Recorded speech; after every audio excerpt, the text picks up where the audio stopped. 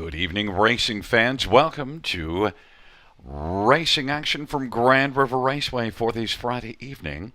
Our first race will go to post in approximately 20 minutes. Note the track condition listed as fast. The announcer listed as slow. Nice warm blue sky night overhead in center Wellington, Elora, Ontario. Let's get a look at the changes, and I see them on the bottom of the screen. Bingo bango. No changes, races 1 through 10. Giddy up. Let's review races 1 and 2 again. There are no changes. Yep, easier. I guess it's time to welcome in our handicapping expert, live from Margaritaville. Had a good night Wednesday night.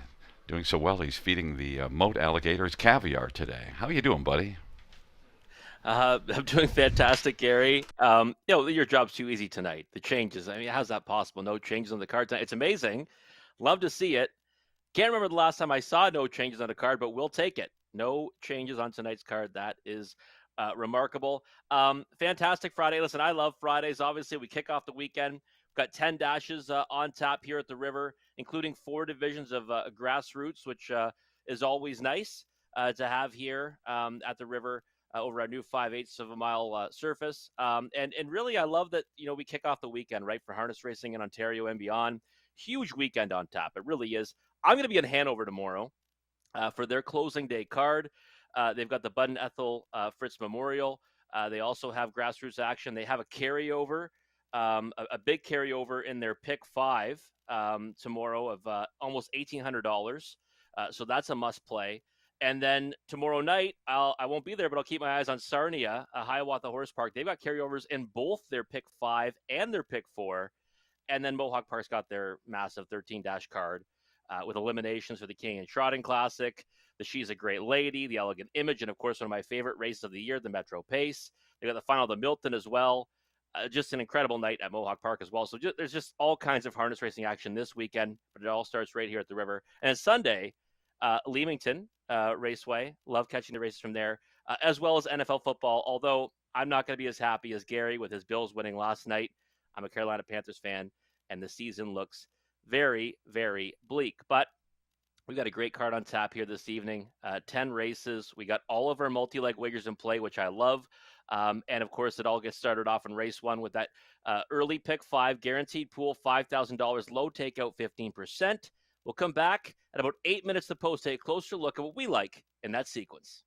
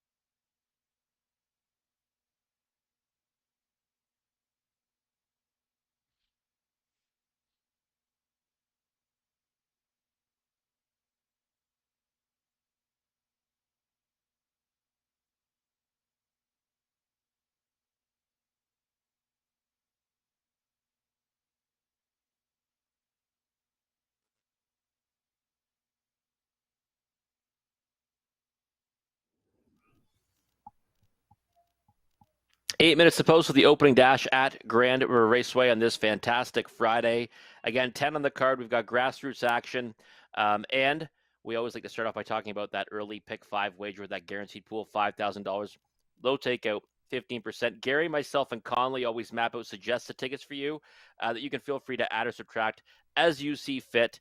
But it's just what we like in this sequence. So we'll start off with my ticket, as always. And we've got these youngster trotters. A lot of them are kind of figured the game out. Some are still learning. But this is now the fifth and final leg of the grassroots, and this the first race of the night will be one of those divisions. Fifth and final preliminary leg of the grassroots, anyways. And for me, I went too deep with the 3 and 5. The 3, Pierre in Paris, racing a gold event here, September the 6th. Good way to get his feet wet at Grand River. Faced tough competition, was coming on late.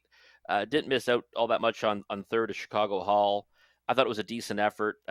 Stayed flat. That was obviously a main priority for these young trotters, and I think he should be good to go tonight now in the grassroots level. St. Mike's Kerry Blues, fantastic in victory last time, 57-4 at Mohawk Park. He's one that transitioned back to the grassroots after trying the gold ranks. So just too deep for me here. 3 and 5, 3, 4, and 7 in race 2. Another division of the grassroots.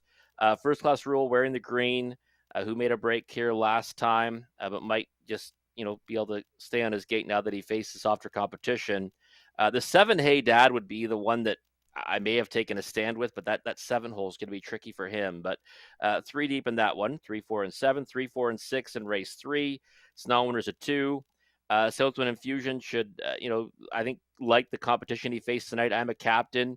He's in theory moving up, but I don't really think it plays out that way. And Hey Jude Hanover is one that I think is more than capable of taking down this race with the right kind of trip, but just 1 for 18 so far in his career. Race 4, well, just the 4. Cousin Halifax. I think that one's going to be real tough to beat in there. Has won each of his last 2 at Mohawk Park, was second to Armistead Fireball.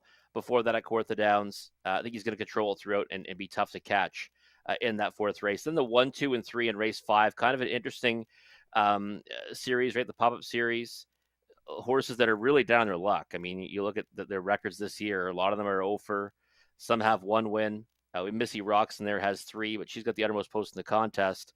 I went 1, 2, and 3. Field in Your Hands, Artistic Meadow, and Sheila's Brush. Artistic Meadow is one that, I mean, back class alone should give her a big chance in there. Maybe, I labeled there's a price play in there. That's the one I'd like to get down in the money leg. I think she'll be a bit of a price, especially in the multi-leg wagers, the pick 4 and the pick 5. $10.80. We'll see what Gary Guy has in store for us, but I guarantee you he's spending that usual $9.60. Absolutely. $9.60, my same format. So I don't need to belabor the first race. We see it the same way, 3 and 5. And we'll get to the second race, and I do not have first class rule, but I did add Alimony Mike. And look, that's one that also you see racing at Mohawk in a gold and finishing beaten 3 3/4 to Galen Urso. I just think Alimony Mike, and also did win at Kawartha in a grassroots, I think is one you got to include here. But I did not use first class rule. We'll see how that pans out. Race number 3. I have just the 1 and 3. I added Hazy Coast, and Mike Horner wants to know when you're off him. Well, there you are right there in the 3rd race. I'd love to get that down with Mike Horner training, Tyler Borth driving Hazy Coast, but I also have Southwind Infusion, your top choice. In the 4th race, Cousin Halifax, but I also added Cleveland Royalty. Raced well in a grassroots last time out, just missed by half a length. And then in the 5th race, I have just Feel It in Your Hands and Full of Personality. So we see that race differently because I didn't use Artistic Meadow or Sheila's Brush, but I do have the one on the inside, Feel It in Your Hands and Full of Personality, which, well, that last race wasn't full of excitement for Full of Personality. Just one that I've seen this one race decent at times, and I just think this is a good spot, but also a win-shine type with just 1 win. So I'd like it to be a bit of a price. $9.60 on that ticket, Robert.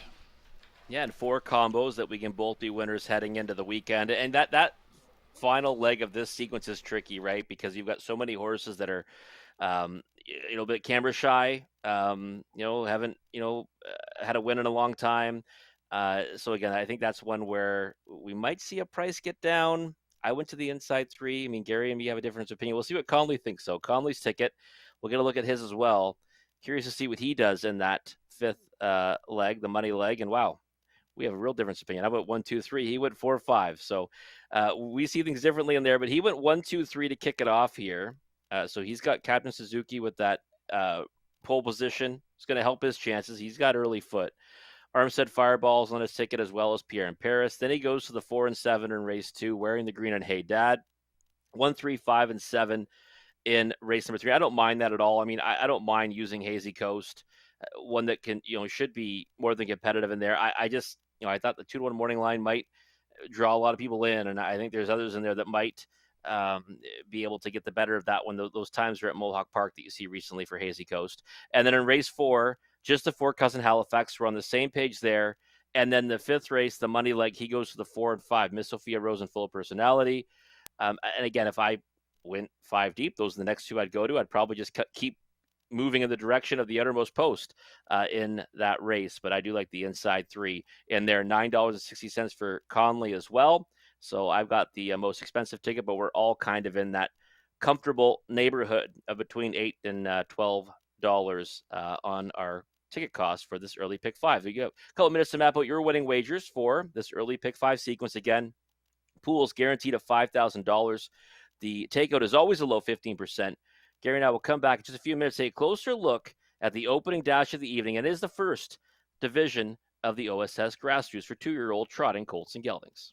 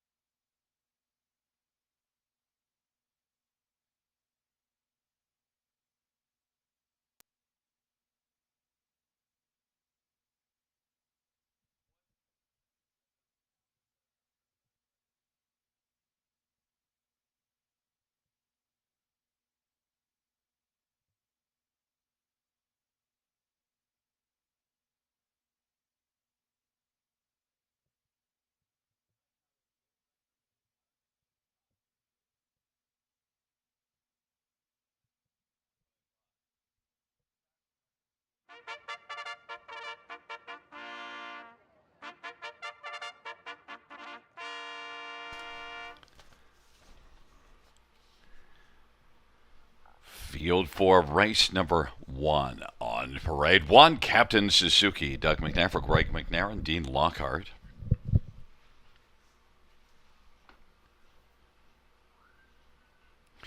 And number 2 is Armstead Fireball. Anthony Hunt for Chantel Mitchell and Ottawa Valley Racing. Number 3 is Pierre in Paris. Trevor Henry for Scott McEnany and Aristi Versakis and Martin West Racing and Kentucky Farm. 4 is Chestnut Chewy. Jason Rod for Kevin Botts and Chestnut Country Farms. 5 is St. Max Kerry Blue. Sylvan Filia for Robert Kyle Fellows and Yolanda Fellows and Edward and Bev Wilson. Number 6, Ravenhurst. It's Austin Torrey for Blake McIntosh and Van Camp Trotting and Gilles Landry. And number 7 is Stonebridge Praise, Bob McClure for Dave Maneri and Clinton Guitart and Harriot Stables.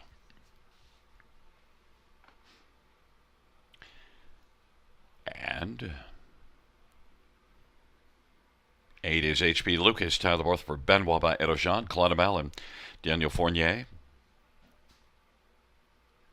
Correction, Daniel Fournier Levac.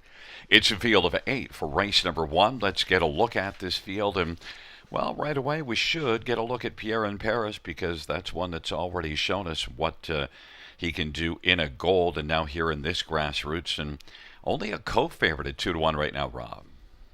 Yeah, I thought he'd take more support. We might see it still come post time. Now he does have those miscues on his card, which are always a concern. But he looked pretty smooth last time out here at the river in the gold event last week, and you kind of end up getting shuffled back in that contest. And I thought he raced pretty well, all things considered. I mean, Gillen Urso, heavy favorite, gets the job done. Shutter Green got the early lead, then set a perfect trip. Chicago Hall looped the field early to get position, and then Pierre in Paris just kind of ended up, getting the short end of the stick out of those ones, but was coming on for fourth at the end there and didn't miss out on the show spot by much. So I think that if he goes out there and minds his manners, goes forward off the gate, which I think he will be doing, he's going to be pretty tough to beat. Looks pretty solid out there right now on the track. 2-1 on the board.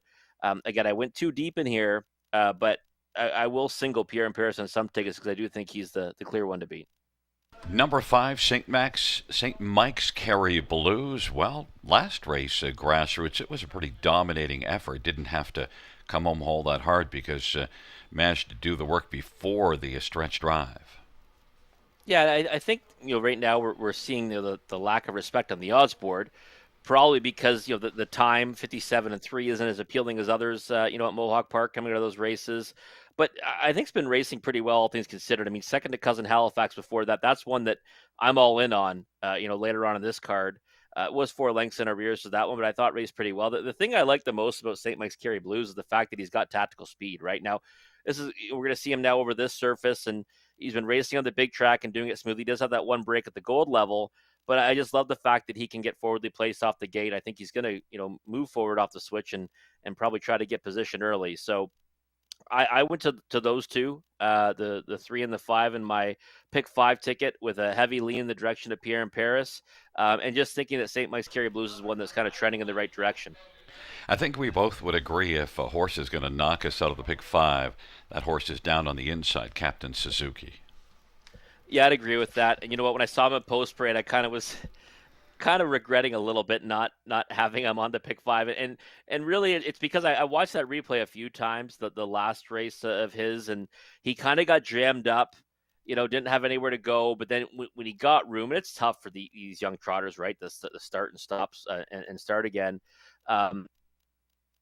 He won wrong in that race. He gets beat by a wide margin to Cousin Halifax, but he kind of didn't really have an opportunity to get to that one. Not that he would have, but I still think it was a solid effort.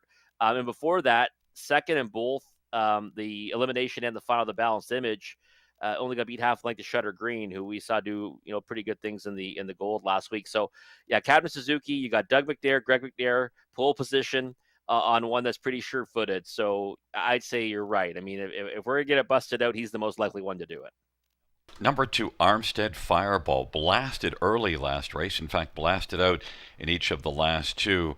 And, one stayed on pretty nice, 57-3. Did not stay on nicely late in the mile last time out. No, and I liked him in that one. I'm pretty sure I had him on top in the Horse Players Journal, and probably because second to Foxy Amy. It's a pretty good form reference, right? That's a real nice trotter. And was a winner before that at Kawartha Downs. It gets beat by a wide margin last minute as a favorite. Might rebound here. I kind of wanted to watch him one start this time out and see how he fares. Inside draw after having outside draws at Mohawk Park might be able to sit a favorable journey. But for me, bottom end of the exotics, try and super. And I used on the bottom number 6, Gravenhurst, who's 14-1. It's a field of 8 for race number 1. First Grassroots, 2-year-old trotting colts and geldings. Into the backstretch they go.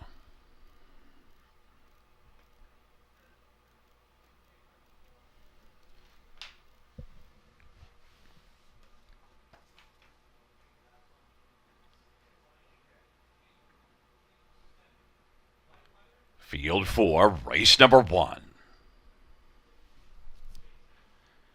is at the start of the rough, and Pierre Paris is going to come out quickly. And then on the inside, Armstead Fireball, Captain Suzuki off stride is Gravenhurst, and H.B. Lucas is driving on the outside. H.B. Lucas moves up and takes second and is headed towards the front. H.B. Lucas and Tyler Borth forcing the issue early. Pierre in Paris is going to let that one go. H.B. Lucas at 19-1. Pierre in Paris racing second right now. Captain Suzuki third as they come off the turn, but now Pierre in Paris is going to pop out and is going to come back around and loop H.B. Lucas and be back on top. Then third is Captain Suzuki, then a gap of 4 or 5.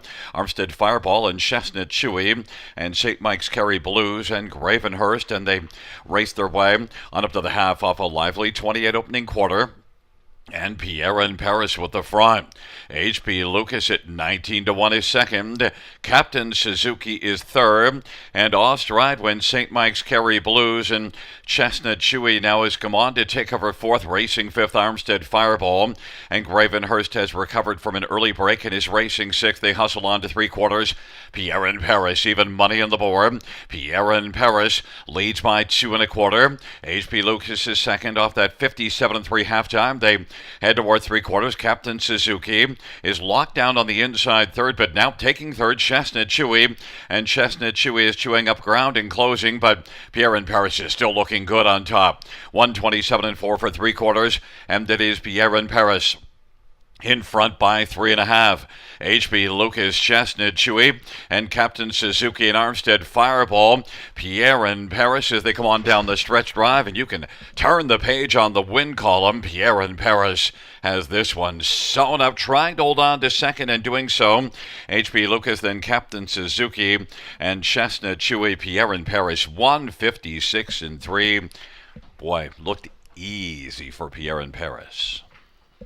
Yeah, it certainly did, Gary. And you know what? It kind of just speaks to last time out, right? He's competitive against the likes of Grail and Urso. And like I said, you see the line, it looks like it's, just an okay line, inside trip, gets up for fourth, but it was much better than advertised in the program. I thought he kind of got a little bit unlucky in that race. He did a good job staying flat against tougher competition. And you saw Trevor. I mean, he kind of just, floated out, got to the lead.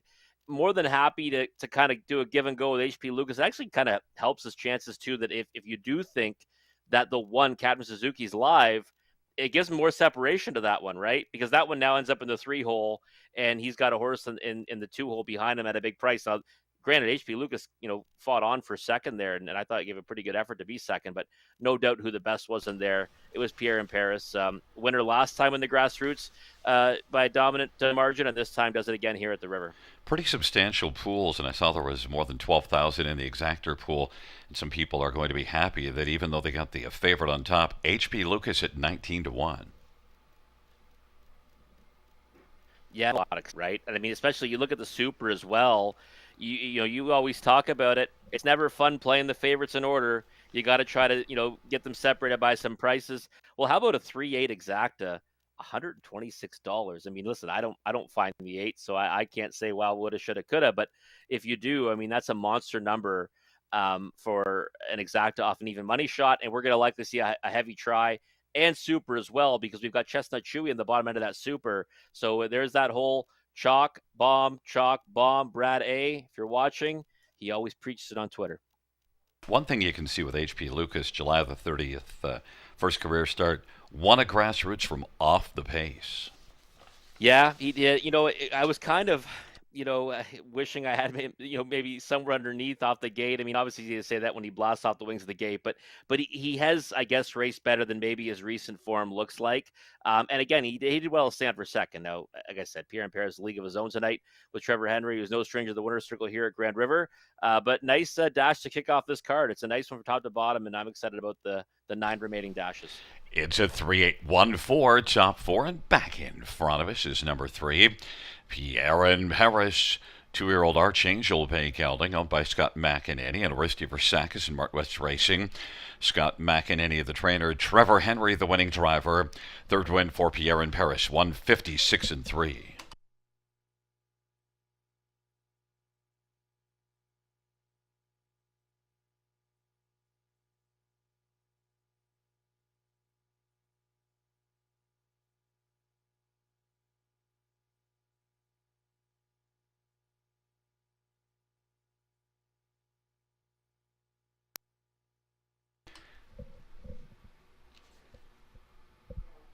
And note that 156-3 is a new track record, lowering it from Galen Urso, who set it here September the 6th.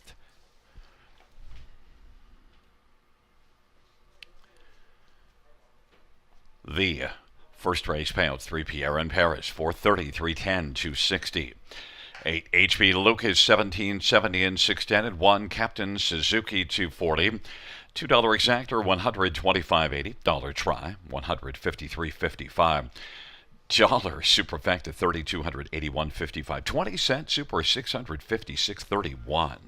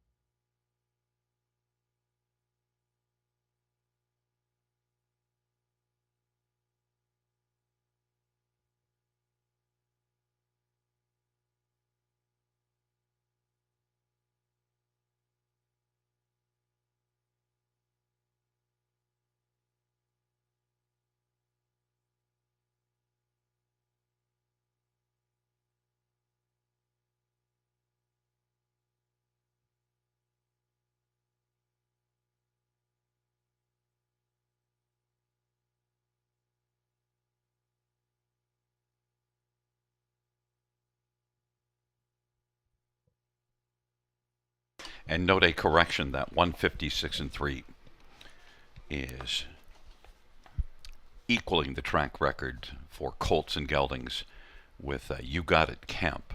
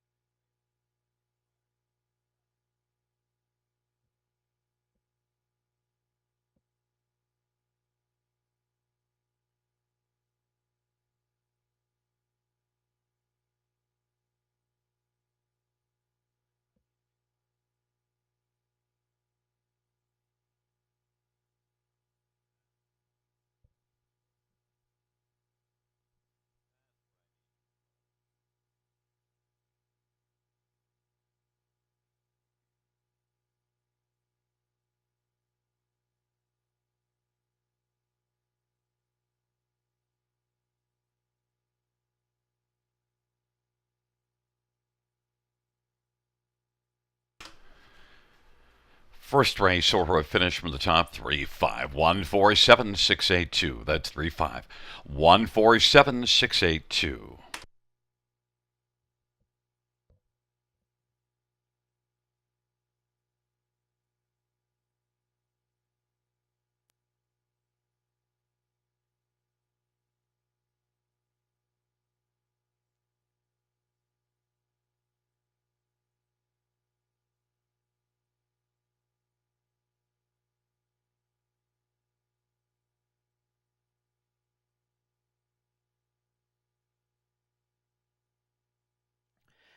It's a stroll in the park for Pierre in Paris in the opening dash of the evening here at the river. Ties the track record. Returns just 430 on the win ticket, but how about that superfecta? My word, over $3,200 for $1, $6.56 for 20 cents. I know there was a long shot second, but that is just some incredible payouts. We see it all the time here at the river. Those superfectas, high fives, pick fours, pick fives, all those wagers usually yield some really nice returns. And we got another one starting right now here in race number 2. It is the early pick 4, guaranteed pool $2,500, low takeout 15%. And there's my ticket. We're going to go 3 by 3 by key by 3. Don't mind the structure of this one. And kind of like the sequence too. Like the sequences all night here. 3, 4, and 7 here in this opening leg of the pick four. Another division of the grassroots. We got young trotters. Might see some breakers. Most of them minded their manners in that opening race. Did have a breaker too, but we'll see if we can do the same here in race number 2. Race 3, the 3, 4, and 6. I think I'm a Captain's got more to show. Last time out, first over a long way.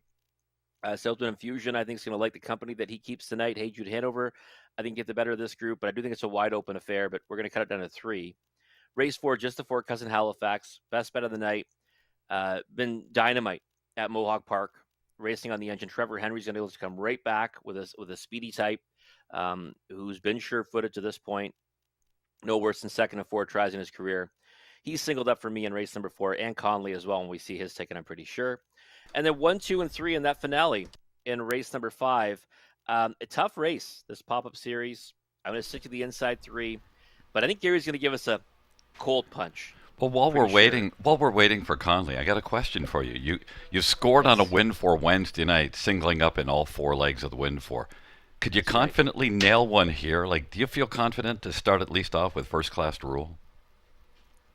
I mean, I'm always willing to play a bingo bango bongo ticket. You know what I mean? I love punching straight tickets. So yeah, why not? I'd do it. The only thing, I don't know if I'd have the nerve to go straight ticket with Artistic Meadow on top, because I think that's one where you're taking a flyer. But of course that would help it, but wouldn't feel it in your hands be the little safer one in the 5th?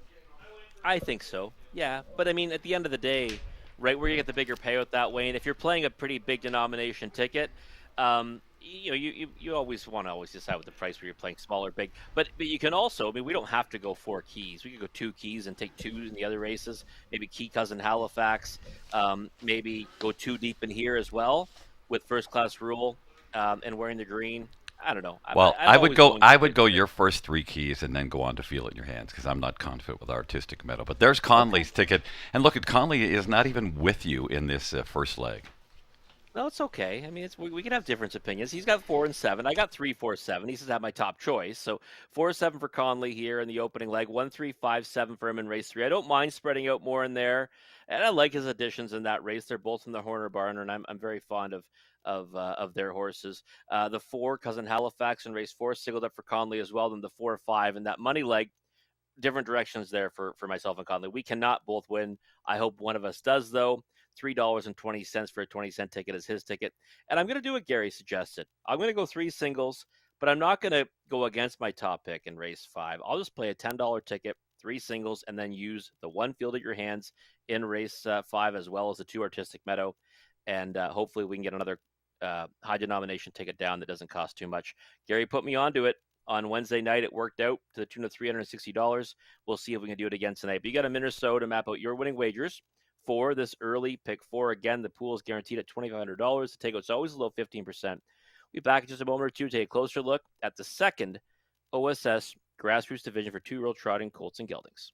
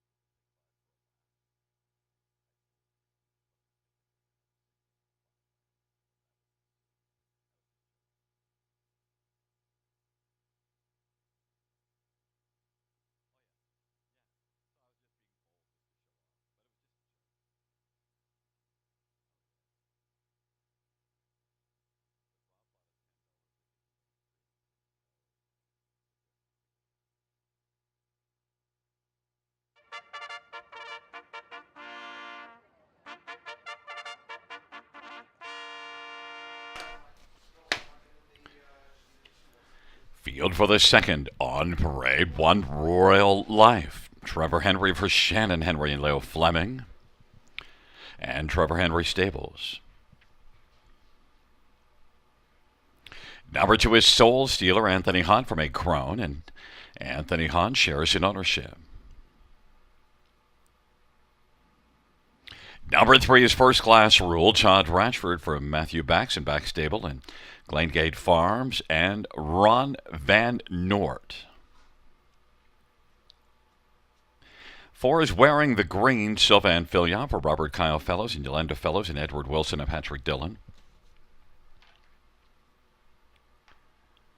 And 5 is Wendell Blue Chip, Colin Kelly for Jared Bako and Blue Chip Bloodstock and Daniel Zucker. Number 6, Alimony Mike, Dustin Jones, drives and trains and partners with Golden Bear Racing and Gaston Levac. And number 7 is Hey Dad, Bob McClure for Mark Hetzel and Terry DeVos and Peter Porter and Jim Whalen. Field of 7. Race number 2. Let's get a look at this field, and there's a number of possibilities in here, Rob. The outside 5 are all taking a fair amount of action, but you have gone to First Class Rule and definitely ruled in the Grassroots last time out. Yeah, and happy to do it with him too. I mean, I had him on top in the Horse Players Journal on September the 3rd at Mohawk Park. Now, he won as a lukewarm favorite. I thought he was impressive in victory, and the reason why I went to him was I follow Hanover very closely. Balanced Image is one of their signature races, and I thought he raced fantastic in both the elimination and the final of that signature stakes event at Hanover.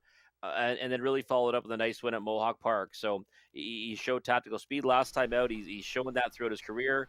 And Todd Rashford's done really good things here at the River and beyond. So I'm more than happy to stay on their bandwagon here. And 6-1, I mean, that's a monster price. I don't think that holds up come post time. I know there will be several here to take money, but I think he deserves more respect than that. Yeah, and I love that. 7-2 favorites. That must have been a pretty nice wide open dash to nail that one. Number 4, Wearing the Green is my top pick. Well, break and stride last race, but, Robert Fellows tells you what he thinks of this gelding, putting this one in the gold last time out. Yeah, last time he was one that we thought had a big chance in there, right? I mean, he went off at 7-1. He was in against obviously some good ones. I mean, You Got It Kemp is a horse that's had tremendous success throughout the season, and this one, took support to 7-1 in an OSS Gold event and has, had some success at the gold level. I mean, you see that third place finish in both the Constellation and a previous leg of it. It was also third in the Grassroots to Alimony Mike, who he's going to face in here. I guess the key is that is he going to stay flat? That's kind of part 1. Part 2 is what's the trip scenario look like? I think it's got to be getting forwardly placed. Now, there's a couple of horses to the inside of the gate that also have issues making miscues. They do so at the start as well, so that might make it a little bit easier for both him and First Class Rule to get off the switch if they're kind of handled carefully towards the inside of the gate. So I think he bounces back here. But obviously, risky proposition making a break over this service last time.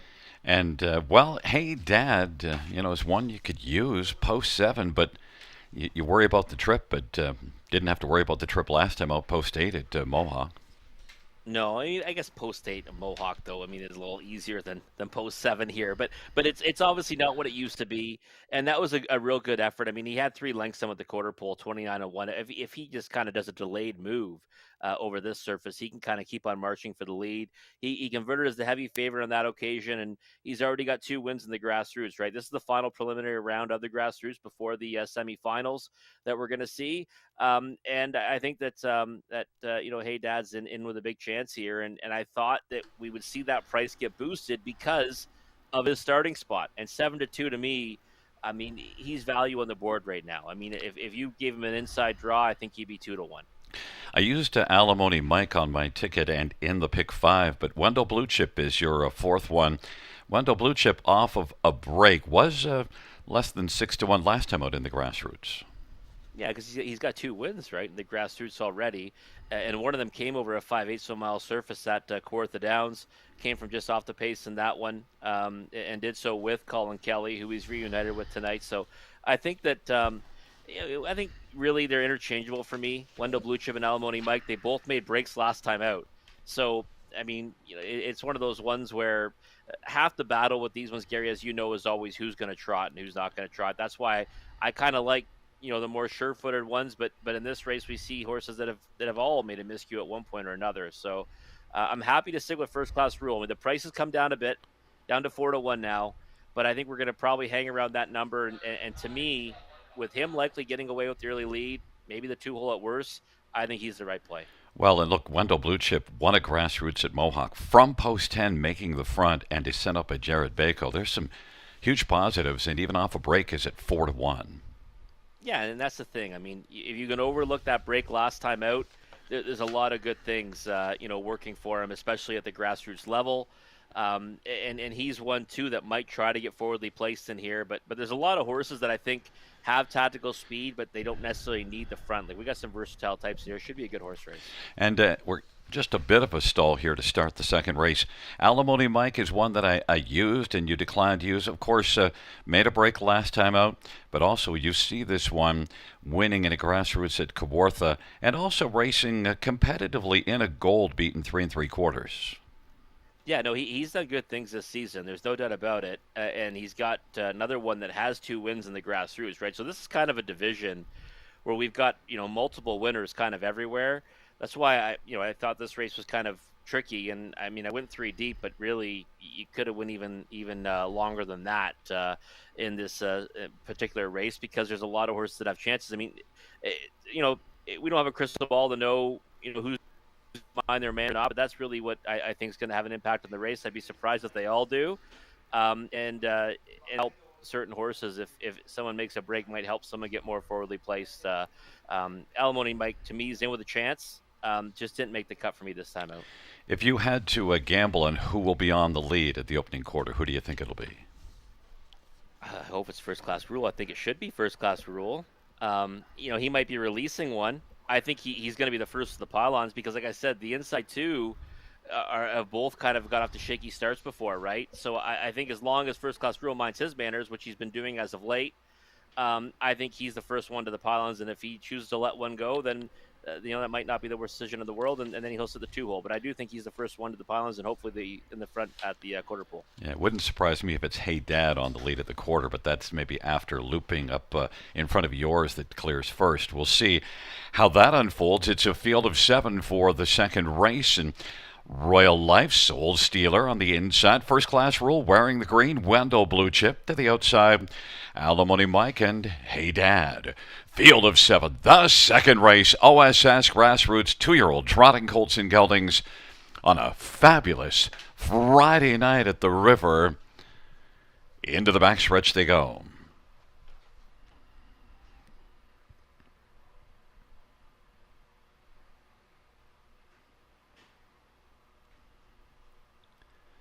And the field for the second race. Soul Stealer went off stride and blasting out his First Class Rule. Alimony Mike on the inside, Royal Life, and wearing the green, but right now First Class Rule is the first one out. Then Royal Life and Alimony Mike, and then wearing the green. Hey Dad is still on the outside racing 5th right now, and Wendell Blue Chip First Class Rule. First Class Rule is ruling right now by about 3 off stride wearing the green.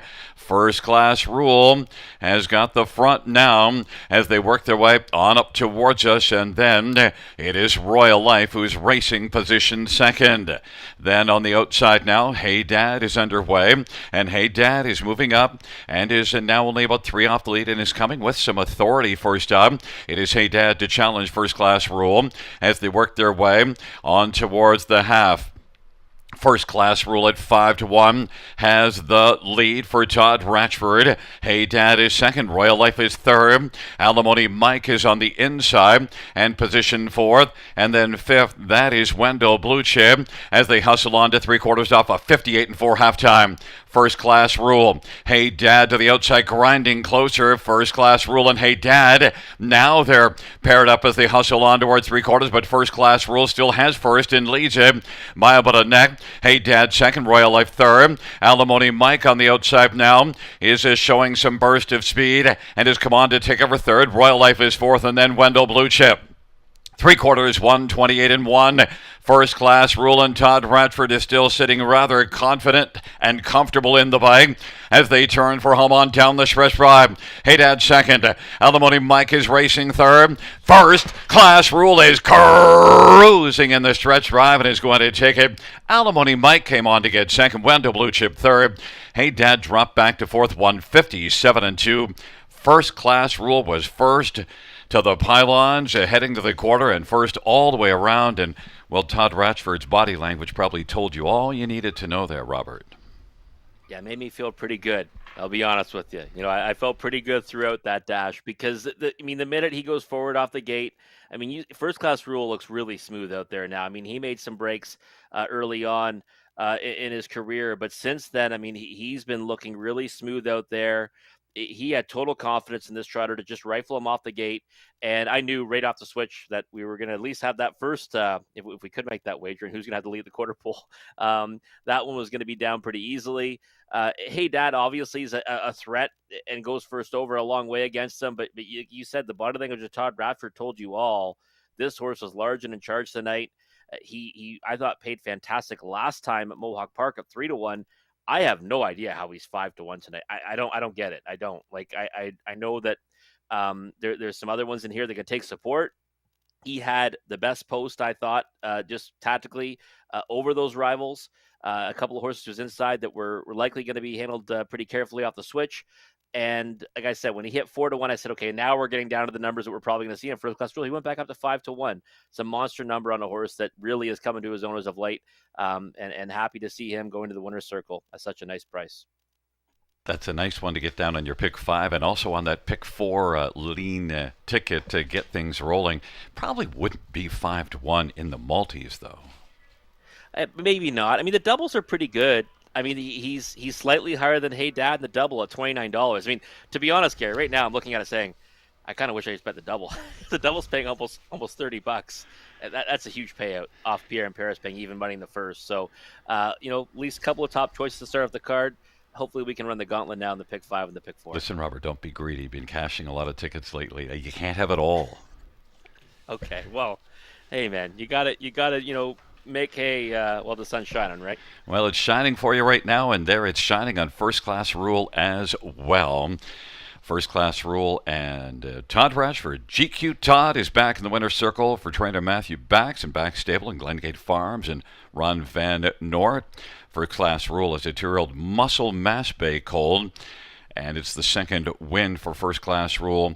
New mark for First Class Rule of 157 and 2.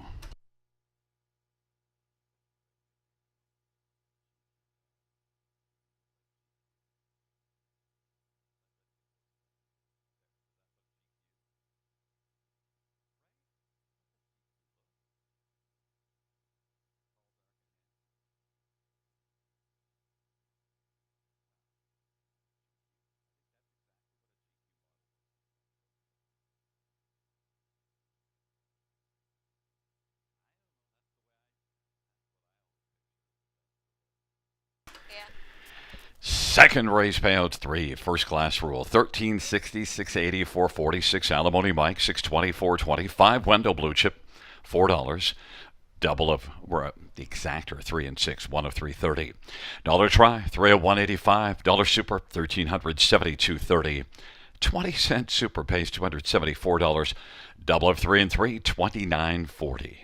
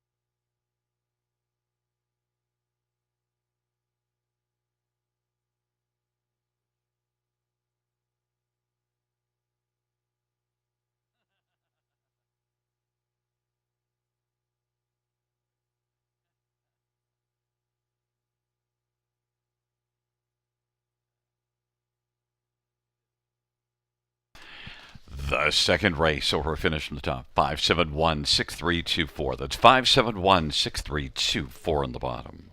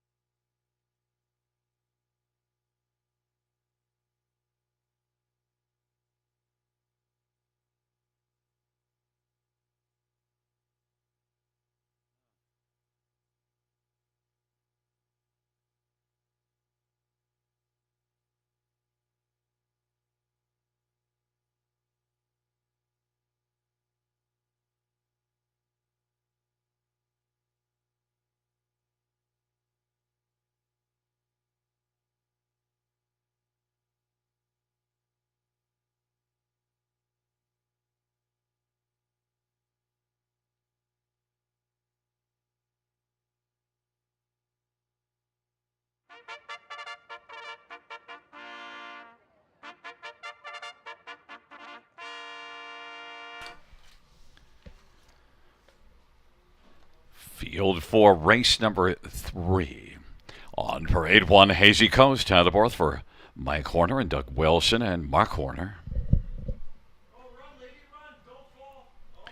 And number 2, Brooklyn Strong. Dan O'Brien tries and trains and owns.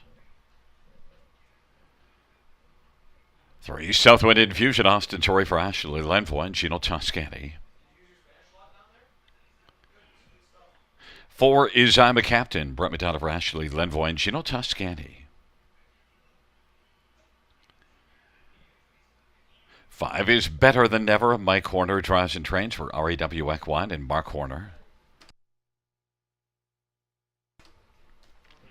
And number 6, Hey Jude Hanover, Mike Whalen for Walter Whalen and Chris Nickel. And 7, Bet on Sunshine. Jason Ryan for Paul Ritchie. Field of 7, race number 3. Let's get a look at this field. And we'll start with number 3, Southwind Infusion. It didn't get a lot done last time out, but you do see this one with 8 top 2 finishes and 22 starts in the year. Strong connections, Austin Sorey, Ashley Lenvoy, and 3-1. Pretty balanced looking bunch on the tote board here. Yeah, I mean, it's a balanced looking bunch of the tote board and in the program as well, really. And, that's why, I went 3 deep in here, but like I said, I mean, I don't begrudge anyone for even going deeper than that because I thought it was a really nice field top to bottom. Southwood Infusion, the reason why I went in that direction is if you look at who this one's been facing lately, Gandalf the Bay, in each of his last 2, that one has been, lights out. It really has been. The last victory was absolutely incredible. He's now moved on to Mohawk Park. Price Control before that. You've got Lines to Wild Dog Holiday, and that victory in the class below this was a pretty solid one in 53-2 at 32-1. And I just think that you're coming back in the same class, but he's not really facing the likes of the horse he's been facing lately at this level. So that's why I went with him. He's a horse that I think is going to get a little bit of help from a trip scenario, and most likely it's going to have to be a forwardly placed one for him to have a chance because he seems to really flourish when he's getting away with the lead or maybe the 2-hole. And then you also went to the stablemate I'm a Captain, now one that's had 20 starts, so at this point we probably don't need to notice yearling prices, but 115,000, but only 1 win in 20 tries. Yeah, I always kind of look at yearling price either way. I mean, what they were supposed to be if they haven't got there yet. But you're right, 20 starts, just 1 win, 5 on the board finishes. And I thought that he was worth a try last time. And he got away third off the gate from the pole position and then was first over a long way. I mean, he went a big trip and a big race to be third in the end. And Deuce Hanover won at a short price. But I thought I'm a Captain gave a pretty good go of it. Now, that was the class below this, but like I said, I don't think this race. I think it's more of a combination of those 2 classes. I really do, and I think I'm a Captain. If I'm going to use one from the Lenvoy barn, I might as well use them both. And he's the bigger price right now. I thought the last effort was one he can build on. Again, camera shy type, but maybe he can get there at a price of like 6-1. I mean, I wouldn't want to take a short price on anyone here, Gary. Well, Hey Jude Hanover is one that certainly has been making the rounds all across North America. We've seen this one here a couple of times back in June. Was good in both of those, but this one's not exactly quick like a beetle off the gate. No, but I think that this is the type of race where I think that any kind of trip can kind of win it in the sense that Hey Jude Hanover I think has just enough tactical speed maybe not to get away last off the gate. He might be really dangerous if he ends up, on a helmet second up or that kind of a trip. Now, just 1 for 18 in his career, but he's hit the board 7 times this season. I've always been a fan of this horse, and I think this looks like a pretty decent spot for him. Now, in the class below this, he only got beaten next to Onyx Pavino, and maybe, again, a little bit of help from a trip scenario, he can get his nose to the wire first tonight. I hate the price right now, though, 7-5. I could not bet him, flat on a win ticket at that number. but obviously I need him right now for the pick 4 and the pick 5. You know who looms to me is Bet on Sunshine, because sometimes he steps up with a good effort. He's been inconsistent, but some of his best efforts would fit pretty nicely in here. Tough post, but you're looking at 8-1. Jason Ryan's been on a heater. Paul Ritchie's got some numbers. Bet on Sunshine is not without a chance, even from the outside at 8-1. I agree with you. And you know what? Conley, I think, on top, and Ken put him on top too. Kind of surprised to see his horse not get any action at all. Now, I think you look at the body of work in his career, 1 for 17 this year, 1 for 12 last year, has a lot to do with it. But he's got tons of on the board finishes, and again, no gate speed. Would not expect to even see him try to get forwardly placed from post 7. But if there's ever a battle up front, he's the one that's going to be making noise in the late stages. So I think 10-1's an overlay. And again, it would knock me out of all the multis. But in a race where I don't want to be on anyone at a short price, that's the kind of number I'd be looking for. I went to Hazy Coast. Did I overreact to that last start at Mohawk? I don't think so. I mean, listen, I like Hazy Coast as a horse. I just think that this is a little bit tougher than than maybe overall than what he's been facing. I mean, racing the Prospect Series, facing off against good horses, but hasn't been right there against Lamborghini Lou. I'd back that one in here, but again, he's been a margin behind that one. It's a field of 7 for race number 3. They're in the backstretch, approaching the start.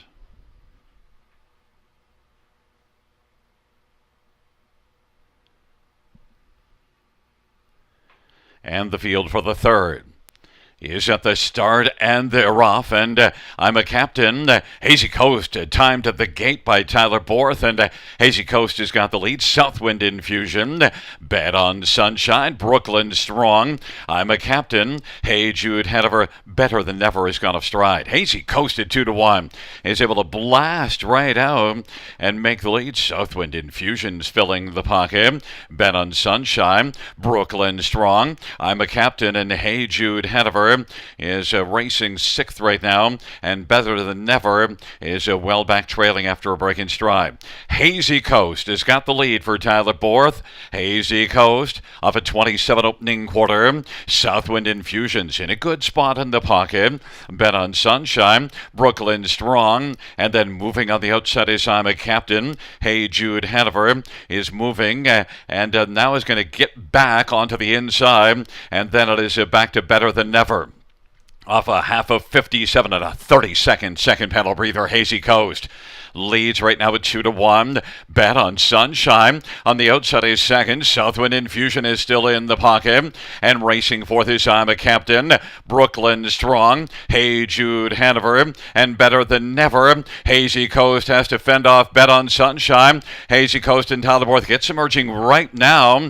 Hazy Coast holds a lead of about a head, but Bet on Sunshine, and now Southwind Infusion is racing third and is within striking distance. And now Austin Sorry has pulled out Southwind Infusion to come wide.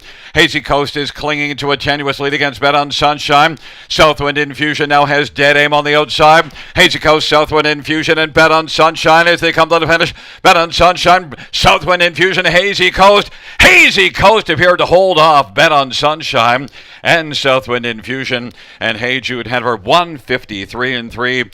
Hazy Coast, well, it was kind of hazy before the start. Not sure if I took the right horse, but it looks a little clearer now, Robert. It does look clearer now. You know what? I've always been a fan of this horse, and hey, listen, Mark Horner gets the Robert off angle, right? It always seems to come through on Horner horses. When I don't have the faith, they come in. And again, this was just, tonight I put this horse in for I think fourth, and I just didn't want to go 4 deep in here. And the thing was, you get Tyler Borth aboard, and that he's probably going right on down the road. That's what he does.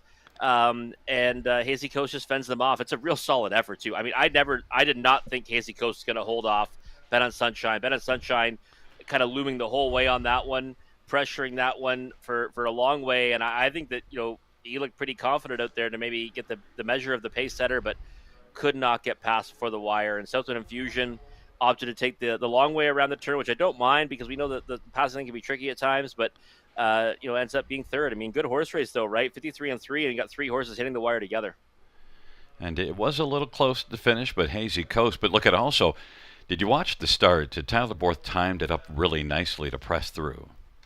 Yeah, he does. I mean, that's the thing, right? I mean, that's why you listen. I'm going to disclose something right now. You sent me a text before the race, and you go, "Hazy Coast is going to knock you out here."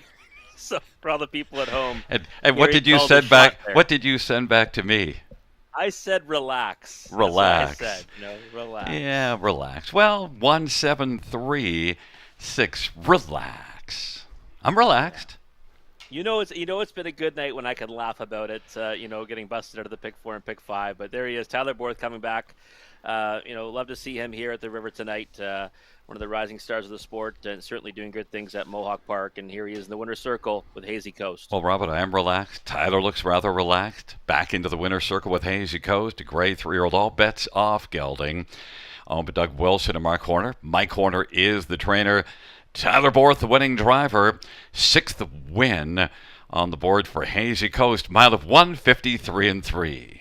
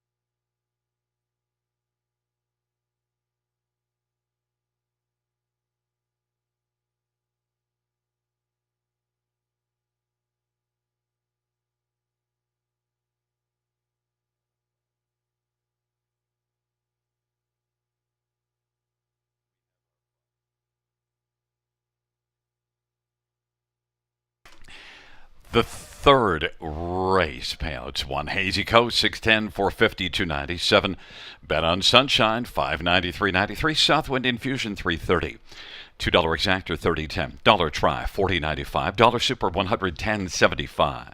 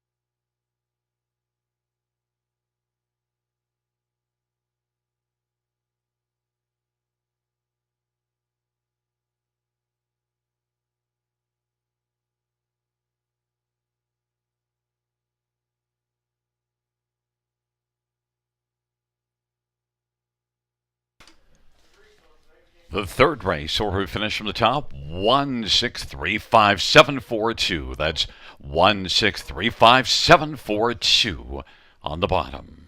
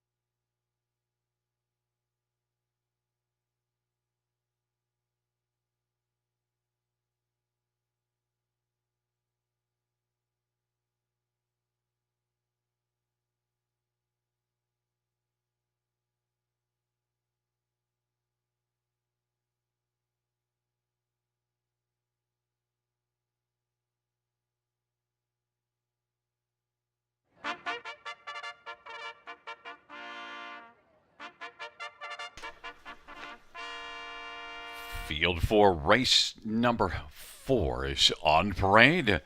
One is Muscle Spasm. Mark Etzel drives and trains for Graham Hopkins and Peter Porter and Grant Turner. Number 2, the Barracuda. Travis Henry for Gerard Demers and Antonio Tangretta and Ron Nobes. Number 3, Cleveland Royalty. Tyler Borthbury, Katie McNeil, and Tyler and Bill Borth, and Karen Husk and James Fullerton.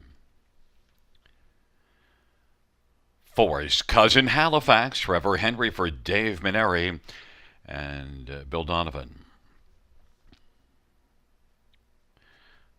Number 5 is Gucci Gucci Goo.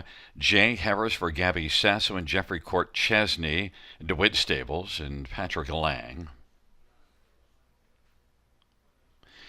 And number 6 is Ultra Miles. Brent McDonough for Shane Arsenault.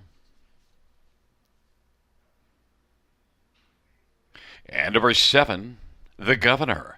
Mike Whalen for Walter Whalen and Felix Marion. Field of 7, race number 4, OSS Grassroots, two-year-old trotting colts and geldings. Let's look at this field. And Rob, a major consensus on 4, Cousin Halifax, all the cappers, and 1 to 2 on the board. Yeah, and I figured he would be. He couldn't be anything, higher than even money, I didn't think. I mean, odds on look like the price we're going to get because dynamite in both those victories. Non-winners a 1-2 back. Did it with ease, 56-2.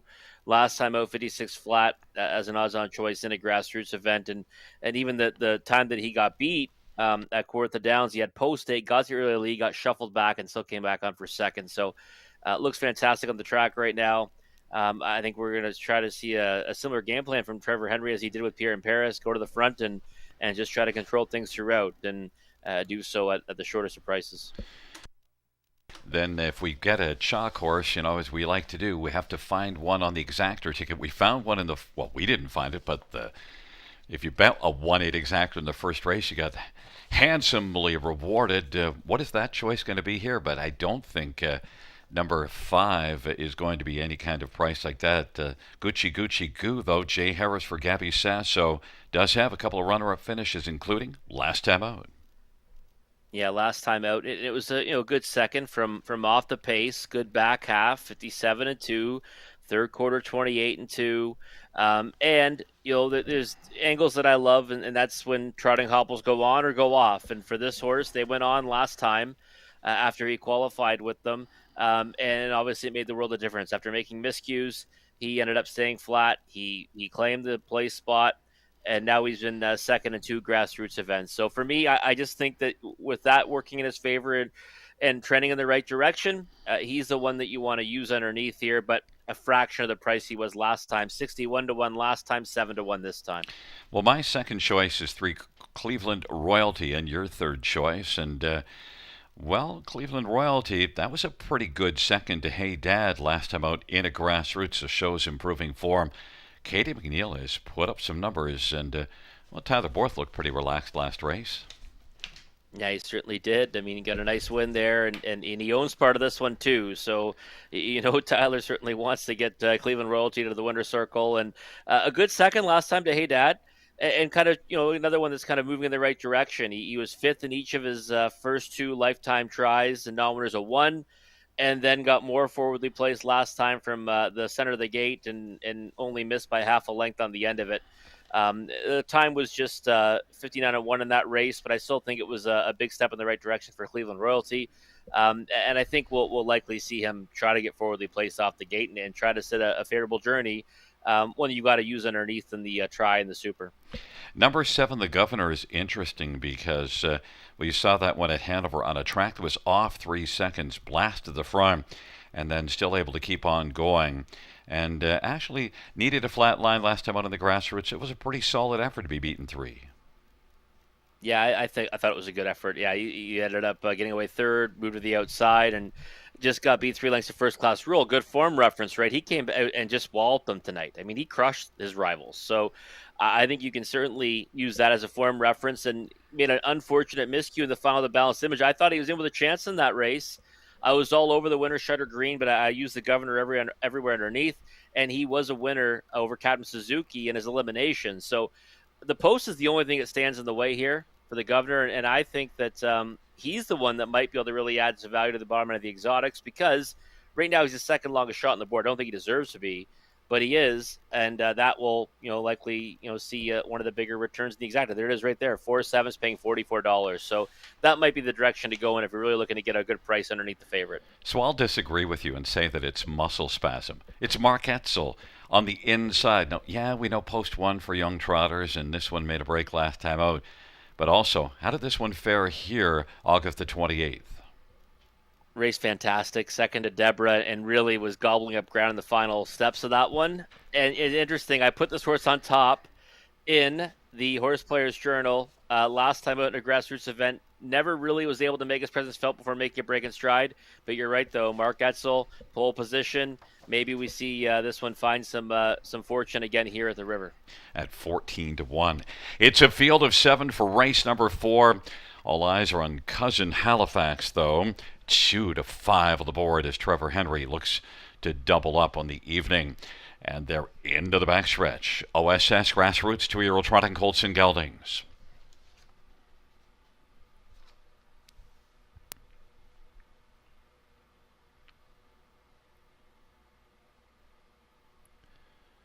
And the field is at the start of the rough, and it is Cleveland Royalty who's going to leave quickly with Cousin Halifax and Muscle Spasm, Gucci Gucci Goo. And then it is back to Ultra Miles, and on the inside, the Barracuda, and the governor is trailing the field. Cousin Halifax leads as they race on around that first turn, 1-9 on the board. Cleveland Royalty is second. Gucci Gucci Goo third. Muscle Spasm fourth. Then it is the Barracuda and Ultra Miles and the governor. They race their way past the opening quarter, all in a line, and it is Cousin Halifax and Trevor Henry, very relaxed on the lead. Gucci Gucci Goo made a break in stride, so racing in the pocket, Cleveland Royalty. Muscle Spasm on the inside. The Barracuda now is flashing some heart and is moving on the outside, is coming up quickly, and it is right now a challenger for Cousin Halifax in the name of the Barracuda. The Barracuda, Cousin Halifax, third Cleveland Royalty, Ultra Miles, and then the governor and Muscle Spasm on down the backstretch, half of 101. Nice 31-3 second panel breather as they race around toward three-quarters. Cousin Halifax leads it. The Barracuda, off stride, Muscle Spasm. Cleveland Royalty, Ultra Miles, and the governor. Cousin Halifax is leading. The Barracuda on the outside now is backing up a bit, and Cleveland Royalty on the inside is going to reclaim second. It is Cousin Halifax and Cleveland Royalty. Now coming again, the Barracuda has found some more heart and is challenging. It is Cousin Halifax and the Barracuda and Cleveland Royalty. The governor and Ultra Miles on down the stretch. Where they come. Cousin Halifax. The Barracuda is looking to pull the upset. Cousin Halifax's game, though. Cousin Halifax is going to win it. The Barracuda was second. The governor third. Cleveland Royalty fourth. Cousin Halifax lived up to that heavily building. Got tested. Rob, we were trying to figure out which one to use underneath, and it turned out to be a very game Barracuda. Yeah, it was. I mean, it was, but I mean, it looks like Cousin Halifax hated the turns, right? I mean, if you watch the race, straightaways, he's pulling away from them. He hits the turn, they come right back at him. I mean, you could see, I could see, he basically put away. It looked like he put away the Barracuda going into the final turn, and I said, well, he needs to get the margin on that one because he's going to likely have to get handled pretty gingerly through the final turn, and he was. You can see here. I mean, Trevor's just holding on to him, and he's getting a little bit bumpy gated. And that's when Barracuda kind of comes back on against him. But as soon as they hit the straightaway, he's good to go. I mean, you see right there, he not looking smooth at all. And then he kind of straightens out again in the stretch, and he's good to go. So it was just the turns for Cousin Halifax. I mean, if that race was on a bigger surface, I think he wins by a pretty big margin. Well, and you see how still Trevor is as we see coming down the lane. He's like, yeah, don't worry about it. I know he's close, but it doesn't make any difference. Yeah, he wasn't, I don't think, ever really concerned at all. Like I said, he was just trying to nurse him through the turns. There's the whip laying pretty horizontal over his wrist. Yeah, exactly. Yeah. And we didn't get the governor up for second. He does fly up for third, though, right? Yeah. He flies up for third, 40 to 1. That was the one that I went to. I tried to get the $20 exacta straight for a seven. And would have been more than happy with anything over $30 on that one. Governor raced pretty good though. He got a seat on the pylons, kind of sat, wait for things to develop, and then he came forward late. But I mean, listen, don't take anything away from the Barracuda. I'm not saying that he didn't go out there and give a huge effort. He did, big effort to be second, but I don't think it was ever in doubt. Yeah, the governor raced well, but the Barracuda had a little more heart than the governor. Yeah, certainly did. Absolutely. I thought you'd get that. No? I didn't. No, I don't. We're over my head. The song Barracuda by Heart. Oh, there you go. Good one. Yeah. Oh man. Probably I'm like working a little bit here. before my time. Well, yeah, okay. Us old guys. 4273 back in front of us. It is Cousin Halifax, a 2-year-old Trixton Bay gelding, owned by Bill Donovan, Dave Maneri, the trainer, Trevor Henry with the double. Third win for Cousin Halifax, 159-4.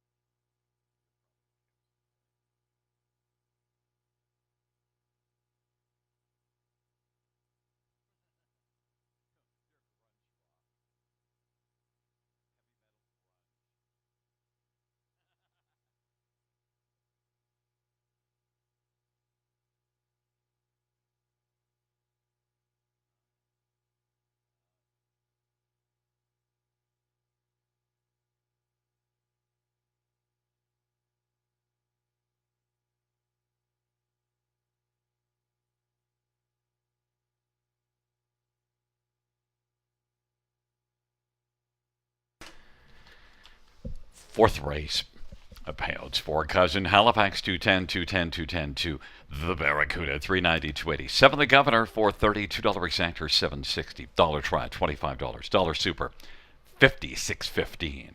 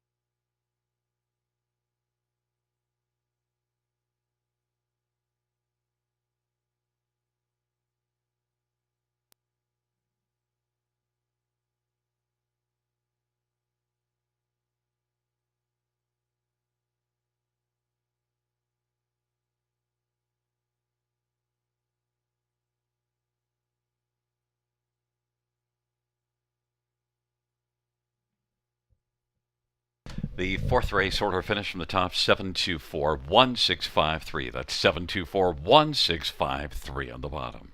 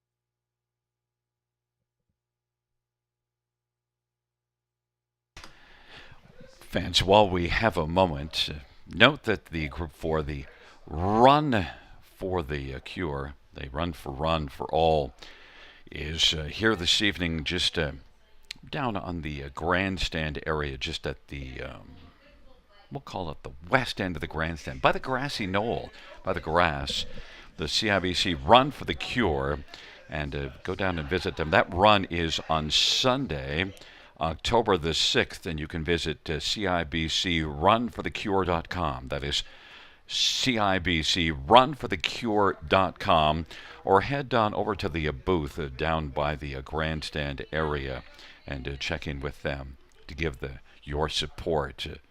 That's the Run for the Cure, downtown Guelph on Sunday, October the 6th.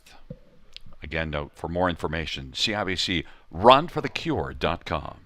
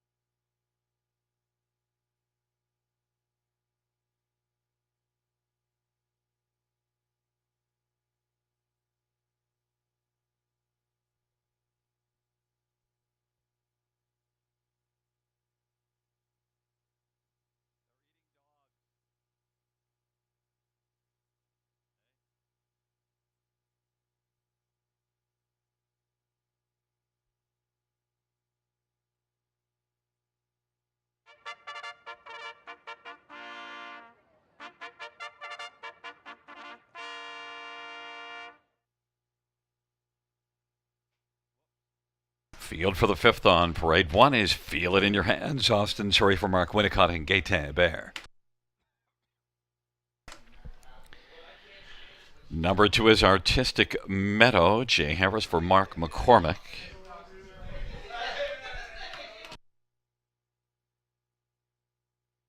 And number 3 is Sheila's Brush. Paul McKenzie for Ken Oliver and Milton Young. Number 4, Miss Sophia Rose. Jason Ryan for Mark Goddard and William Brown. Number 5, Full of Personality. It's Travis Henry for Ashley Lenvoy and Gino Toscani. Number 6, Rave Review. Martin the Shots for Stephen Taylor and Brent Taylor. And number 7, Missy Rocks. Brett McDonough for Pamela Goodale. Field of 7. Race number 5, Rob, a wide open dash. And, well, you get 3 horses who are winless this year, 3 that have 1 win and yet a lot of starts, and then Missy Rocks with 3 wins but saddled on the outside at 21-1. So it's what you'd call a grab bag, and so I like the fact that you grabbed Artistic Meadow at 8-1, looking for a first win. But the last couple races at Clinton, that scared me away. Yeah, and I mean, I've seen her do that in the past. I've seen her kind of throw in some clunkers and get away well and fade and get beat by wide margins. And you look who she's been racing against: Odell Housey, Vicious Aloysius. I mean, there's some horses in there that you'd say, well, you'd back at a real short price against this group. 9 times out of 10. So I just think she's got back class, 23 lifetime wins. No one really close to that mark in this field, anyways. And she's got over almost 120,000 made, and she's done well for me in the past. She's over 10 this season, 2/3. Looks pretty sharp in the track right now. She's at her best when she goes to the front, and maybe that's what you want to have here, right? Is the horse that's going to go to the front and try to maybe break the heart of her rivals who have already been a little bit fragile this year, right in the win column. So happy to go with her. Again, she's been a price play for me all night, and that's the game plan here. And the multi-leg wagers, I mean, other than Feel It in Your Hands, they're all paying fantastic. Yeah, and Feel It in Your Hands. I don't think I wanted even money, a horse that's 0 for 24 in the win column and has 4 top 3s in 24 starts. Yes, it's the best last race of this field, third, the only one with a top 3 finish and an inside post, but it's just the overall body of work makes even money a little too tough to take. Your thoughts on Feel It in Your Hands? Well, it's going to be shorter than even money too, right? You look at the multi-legs, you're looking at hefty favorite in every single one of them. The pick 3, the pick 4, and the pick 5. Could not be a bigger favorite in any of those pools. So I'd be surprised if even money holds based on what I'm seeing there. And I obviously a big step in the right direction last time. I've seen this horse we've seen recently too, even before that. She comes up with these big efforts, but she still falls short. Now she gets to go up against a field now where everyone's kind of falling short lately. And she's probably got the best form on paper in the group. Pole position, second start for trainer Mark Winnicott.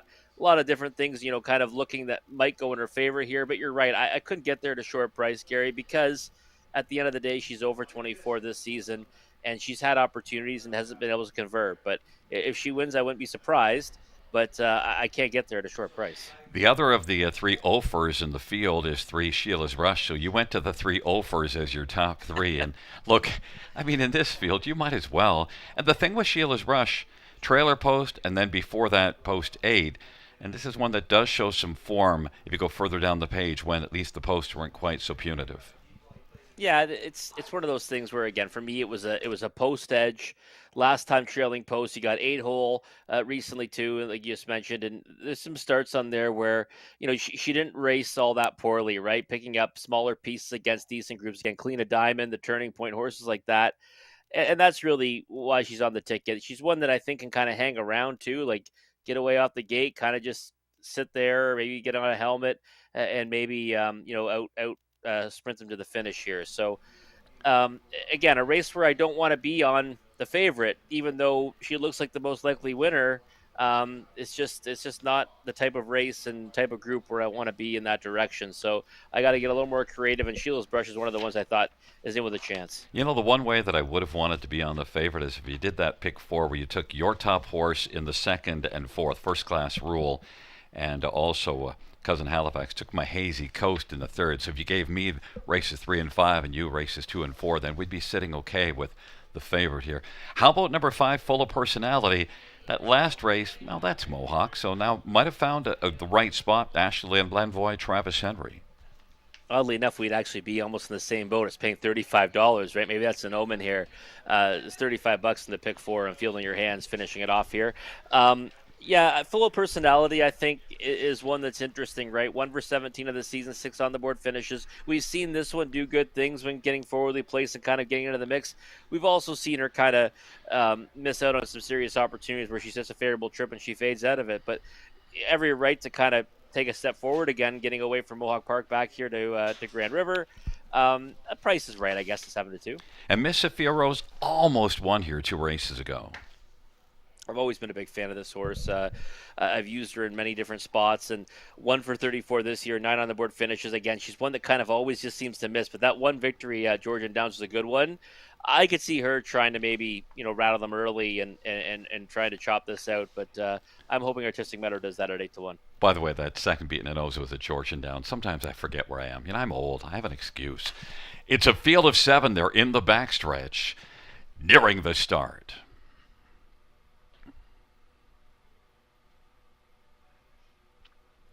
They're all noses pressed to the gates. Nearing the start. And they're off. And from the outside, Full of Personality, Missy Rocks. And also coming out is Sheila's Brush, Miss Sophia Rose. Now on the inside, Feel It in Your Hands is moving through and is taking over third. Sheila's Brush is racing fourth.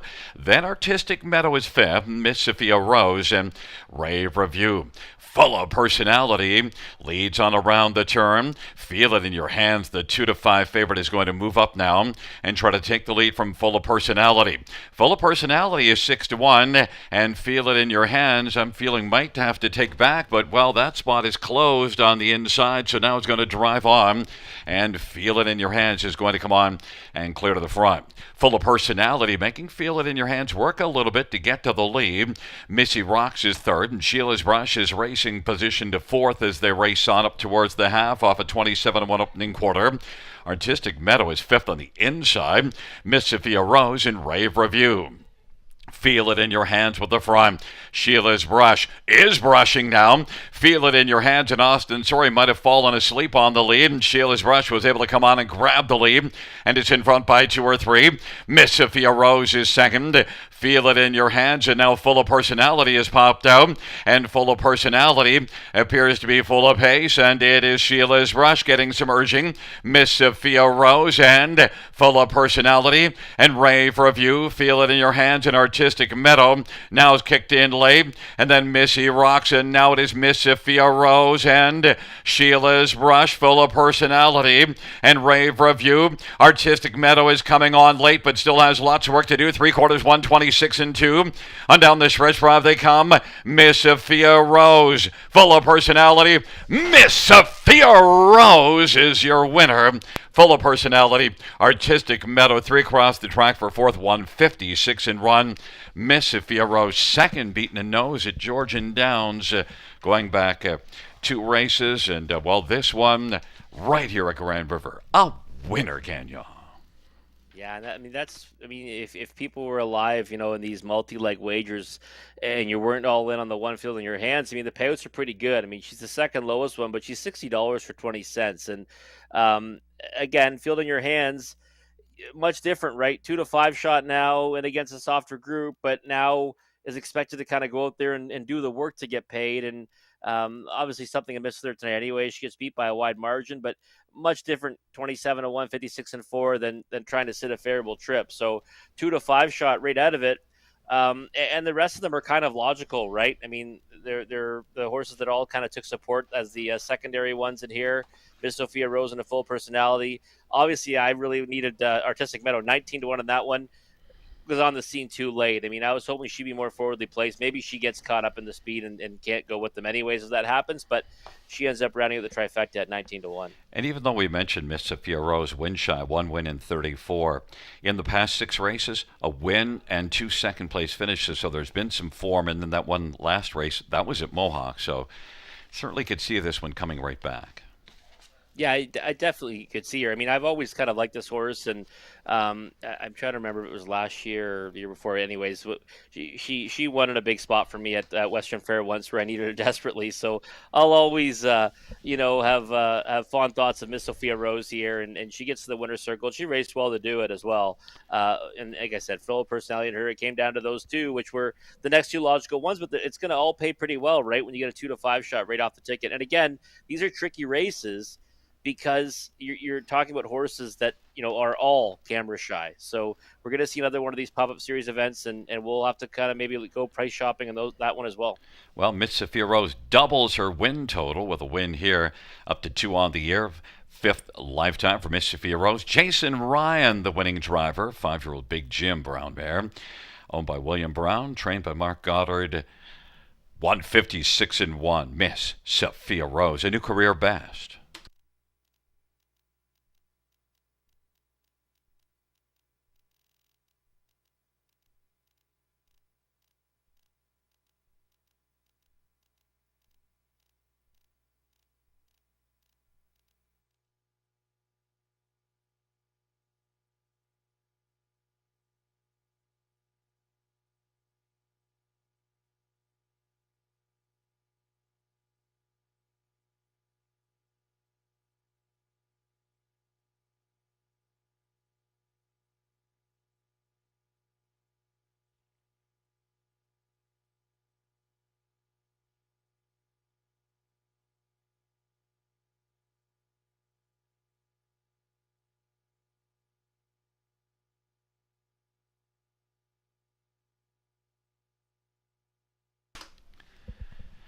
The fifth race payouts for Miss Sophia Rose.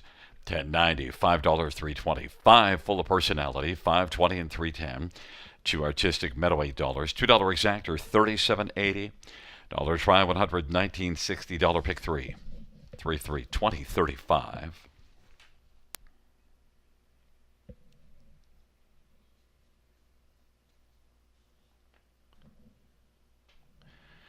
Dollar win for 162.35. Dollar pick 5, 302.60. Dollar high 5, $1,515 and 15 cents.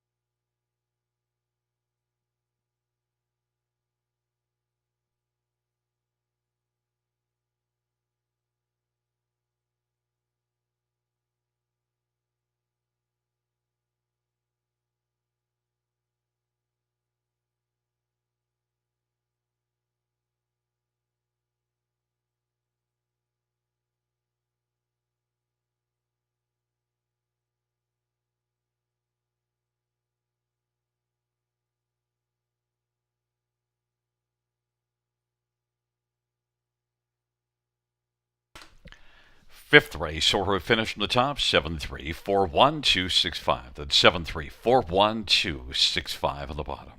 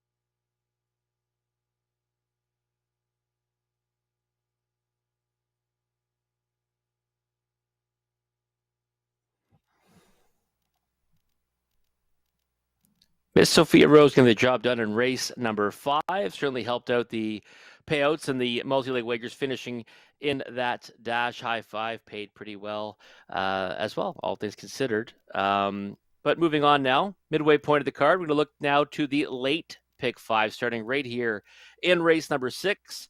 Low takeout, 15%.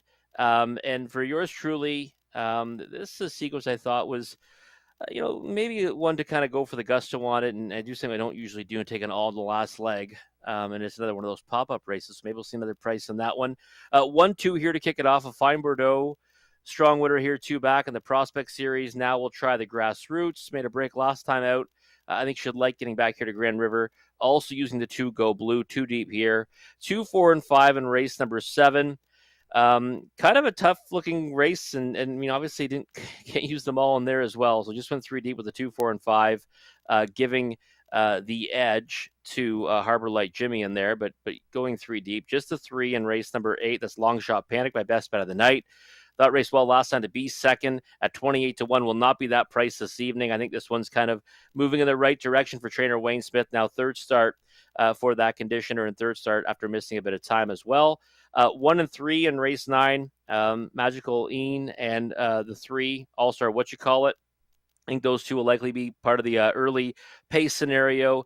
Want to be on that side of that race, and leaving off Large John Looker just because the uttermost post in the contest, but we've seen him do good things here, so he might be one you want to include as well. And then the All Button in race 10, another division of the pop-up series affiliate mares, horses that are a little camera shy this season. We're going to use them all in there, $16.80, and just hope we get a price down in the final leg. And if I do take an all, it's usually going to be in the last leg to give us a shot at those bigger payouts in the money leg of a sequence like this. We'll see what Conley's got in store for us. Again, this is an interesting little pick 5 and pick 4 to finish off the week here at Grand River. And he's going to go with a single in the finale. So we're totally on opposite ends of the spectrum here. We do have the same 2 horses here in the opening leg, the 1 and 2. He then goes to the 1, 3, 4, and 5. So, again, same page for the first 2 legs. He goes 1, 4, and 6 in race 8. So he's not even using my best bet, the 3 Long Shot Panic. He went to Alex Bovino, No Gas Eddie, and BJ's Choice. It happens a lot with me and Conley. I'm not on his best bet. He's not on my best bet. Race 9, the 3 and 6 All-Star and he is using Large John Looker. And then he's going to finish off with a single of the 7 Better Deal in the finale. And I do like Better Deal, but post 7, I don't know. I just couldn't get there with singling anyone in that race. I think those pop-up races are a little bit difficult. So again, maybe the most probable win in the race, but not one I could single. I went the all button. He went to a single. $9.60 is the cost of Conley's ticket. We got a minute or so to map out your winning wagers for this late pick 5. Again, the takeout is always a low 15%. And Gary and I will come back to a closer look at race number 6 after the post parade.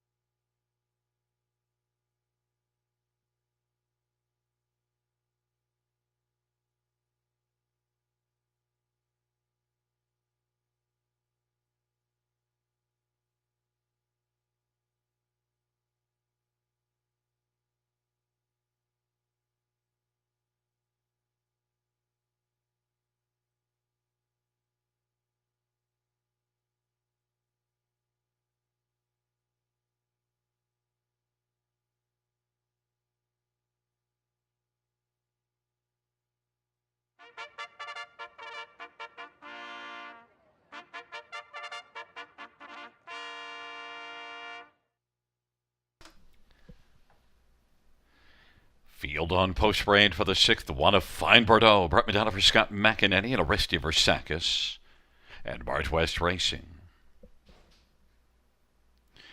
Number 2 is Go Blue. Tyler Borth for Robert Kyle Fellows and Edward and Beverly Wilson.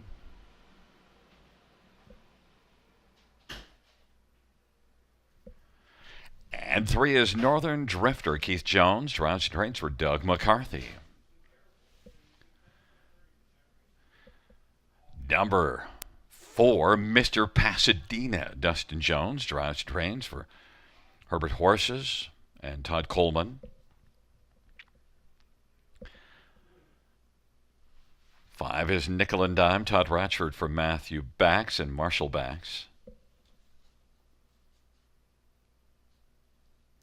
Number 6, LMC Little Chips. Pat Houdon drives and trains for Frank Cirillo. And number 7 is Darkness Cooks. Anthony Hunt for Blake McIntosh and Perry Martin. Field of 7, race number 6. Let's get a look at this field. And we'll start on the inside with a Fine Bordeaux and one that, parked a long way at Hanover last race, and that eventually, I guess, got the better of him, but also one that we saw here, and that was a fine performance here, Rob. It really was. I mean, it was a real nice victory, and one of those ones where you kind of look at it afterwards and say, well, we probably should have seen it coming. Getting the trotting hobbles on for the first time, and was just total different animal, right? Went first over a long way. The Sunday shoes went past that one in the Prospect Series and won with ease in 58-4. And last time, it was interesting. I mean, it was first over a long way. I still think that if Fine Bordeaux was going to go on for victory in that race, made a break in stride. The leader kind of broke simultaneously to that one, and then Gin Master just kind of went on for the victory. Was opportunistic in his approach in that race, and Fine Bordeaux ended up disappointing at 85 cents the dollar. So you get Brett McDonald aboard this time around, pole position, moving up to the Grassroots, but I do think that Fine Bordeaux's capable in here and worth taking a shot for the upset. Well, I didn't go with a Fine Bordeaux. I went with Go Blue. And look, if a Fine Bordeaux wins, I won't whine about it, but Go Blue is one that comes in out of a gold and raced, okay, at least in my opinion. And also you see this one with gold and a gold mid-season final as well. So 3 tries against better and was competitive in all 3. Yeah, and these two are meeting in the middle, right? I mean, Fine Bordeaux's been racing the Prospect Series, and Go Blue was racing at the gold level. So now they're gonna meet in the Grassroots, and they've both raced at in this spot before this tier of the Ontario program. Fine Bordeaux made a break and stride at long odds, and Go Blue was a pretty easy winner. So the favoritism should definitely be in the direction of Go Blue here. And again, getting out of the gold ranks back to the Grassroots, we've seen that already prove positive tonight. And I think, there's a good chance it happens again here. I just wanted to be on the right side of value, using them both to pick 5. And I knew one would offer a much better win price, and that's with the Fine Bordeaux. Number 4, Mr. Pasadena is one that we shouldn't pass on. 5-2 on the board. You see some X's on the dance card, but you also see this one flashing. In fact, was entered in a gold and was racing well in that gold back late July, then broke stride. Yeah, the breaks are obviously a concern, and has even ended up making a break last time out when the trotting hobbles went on, and that's usually when cause for concern for me. Now, obviously, he might be able to rebound with a better effort here. Just 1 second and 6 tries has definitely showed ability, has shown some serious speed. Mile times obviously match up well than the ones we just spoke of, if not better. I just couldn't get there because of the miscues, and I kind of wanted to watch him this time out. But sometimes you watch one like this, and then you regret it because, if he ever wins at 5-1 and races potential, you might not see that price on him next time. Number 6, LMC Little Chips. Things were looking good for your buddy Pat last time out, and then interference at the top of the stretch. Yeah, he's one that I think, is in with a chance here if you want to go with a flyer. I mean, and again, I never begrudge anyone for looking for a price in the OSS Grassroots for youngster trotters. He's been, one that's been on the cusp, right? As of late, a couple of third place finishes too mixed in there. Third at Kawartha Downs in a grassroots event. Obviously beat by a wide margin of sound and vision as elimination for the balanced image. One that I definitely use in the bottom end of the exotics. 9-1 can help spice those up, but kind of logical. The one that I threw onto the bottom of the ticket at 40-1, Darkness Cooks did manage to hit the bottom of the ticket at Kawartha in a grassroots. Yeah, Darkness Cooks is another interesting one because I was on this one a couple times in the Horse Players Journal, in the OSS Grassroots. Well, what that start where the break and stride happening ended up getting distanced. Um, you know, races for Blake McIntosh, and I've seen horses like this kind of turn it around pretty quickly for him in the past, and this is one that's already kind of shown some flashes of being good. Just again, he's got those miscues and a couple of tough trips mixed in there. And now to boot, tough post today, post 7. But wow, what a price on the board right now off a decent enough qualifier. So, yeah, again, stranger things have happened, and one that you'd want to use on the bottom end of the exotics. We see these supers tonight, Gary, pay incredible, and it doesn't take a lot for them to pay those insane amounts. So just need to get some prices on the ticket, and maybe he's one of them at 30-1. Number 2, Go Blue, is 3-5 on the board, so kind of chalky. So I like your idea of a fine Bordeaux at a better price. Right now he's 3-1 on a fine Bordeaux. They wheel on towards the start. The 6th dash in a Friday night nickel and dime has gone off stride. Field for the 6th race. They've reached the start, and they're off. And Go Blue from the inside. LMC Little Chips, and then Mr. Pasadena. But Pat Hudon and LMC Little Chips has the lead. Off stride, Darkness Cooks, and LMC Little Chips at 14-1 with the lead. Mr. Pasadena is second and wants to pull out now and pass. LMC Little Chips, and Go Blue is relaxed in the early going, is racing third right now. Then it is Northern Drifter, and a fine Bordeaux right now is sipping along in fifth as they work off the team. And it is a Mr. Pasadena who's got the lead as they work on towards us. LMC Little Chips is racing position second. That opening quarter was 28-3, and then Go Blue is still content to go along to the inside in front of Northern Drifter, and a fine Bordeaux worked to the outside, but now is going to move back towards the inside, is going off stride, went Northern Drifter, and they head up towards the half, 28-3 opening quarter, halftime 59-30 second panel. Mr. Pasadena, none have passed Mr. Pasadena since that one took the lead at the quarter, and it is LMC Little Chip second. There goes Go Blue now. Go Blue is on the go, and Go Blue is moving up now against Mr. Pasadena. Mr. Pasadena, Go Blue, LMC Little Chips, and a fine Bordeaux is racing fourth, and Go Blue is now coming alongside Mr. Pasadena. Go Blue and Mr. Pasadena. LMC Little Chips is still in the hunt third, and a fine Bordeaux is racing fourth, and hanging tough Mr. Pasadena. Go Blue still has work to do. Mr. Pasadena doesn't want to let Go Blue blow on by and pass as they come on down the stretch drive. And it is Mr. Pasadena, Go Blue working Mr. Pasadena. Mr. Pasadena, Go Blue will not go by Mr. Pasadena. A fine Bordeaux and LMC Little Chips 158-1. Mr. Pasadena at 6-1 just wasn't going to let Go Blue pass. No, not at all. And it's kind of what I said, right? I said, sometimes you miss out on these ones because you're afraid to kind of get behind them, and they win at a price like this that you likely won't see next time. And soon as he touched down the lead and looked smooth doing it, Gary, I said, okay, we're in big trouble here, because you could just sense that there's going to be that second quarter breather. And this horse has shown enough ability where, if he's going to mind his manners and be on the point, he's going to be real tough to haul down. And he was. I mean, you just couldn't get to him. Go Blue, tried to do all he could from the first over position, and was never able to get on even terms with Mr. Pasadena. And Dustin Jones never looked concerned at all. I mean, he's just kind of tip-tapping, and he knew he had the measure of that one. It's interesting. You have fine Bordeaux, obviously stepping up to tougher competition. We got Steppied a few times. I thought was definitely going to run when Northern Drifter broke right in front of him. But he still ended up closing up nicely to be third. it just obviously probably has to get acclimated again to this level because I thought he raced well, just a notch below the two that finished first and second. And note that inquiry does pertain to the start at number 5, Nickel and Dime. And look, LMC Little Chips and Hurricane Hudon raced pretty solidly, hung in for a long way. Yeah, they hung in for a long way after getting the early lead, and again, I'd always rather be on the horses that are forwardly placed in these events than the ones who are trying to get to them. Because I mean, when they accelerate, that's when they sometimes get a little bit steppy. And I noticed that with Fine Bordeaux. Every time, look earlier in the while when Brett would kind of go to ask him, he'd get a little bit steppy. Whereas one like Mr. Pasadena looked smooth pretty much throughout on the engine. So, again, those who jumped in at 6-1 this time around, kudos to you.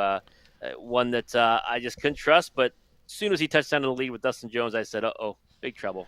Well, it's a fine start on the late pick 5 at 6-1. We've had a few multi-leg prices tonight, and also some supers and stuff. So there's another price.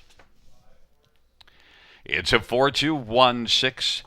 Back in front of us is number 4, Mr. Pasadena, 2-year-old Green Manalishi Bay Colt, owned by Dustin Jones and Herbert Horses and Todd Coleman. Dustin Jones, the trainer and the winning driver. Also sharing in ownership, Soblum Racing. Mile of 158-1, first lifetime win.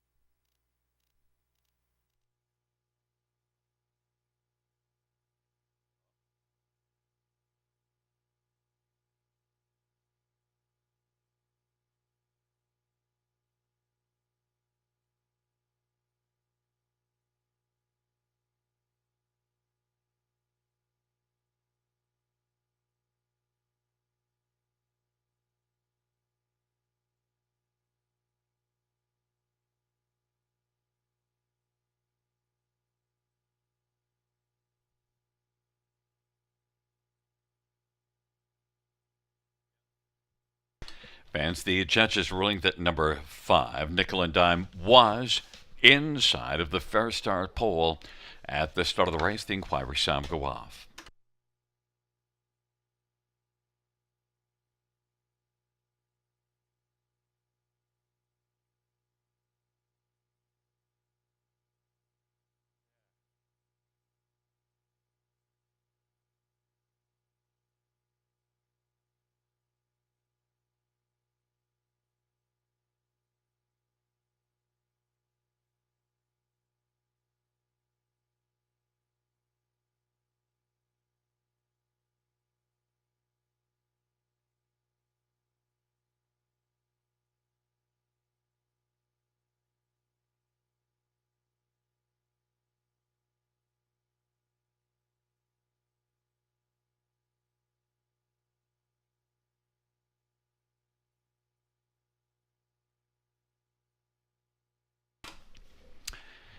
The sixth race payouts for Mr. Pasadena, $14 to 72.20 to Go Blue, 230 210. Number 1 of Fine Bordeaux, 210. $2 exactor, 29.10. $1 try, 38.75. $1 super, 84.45.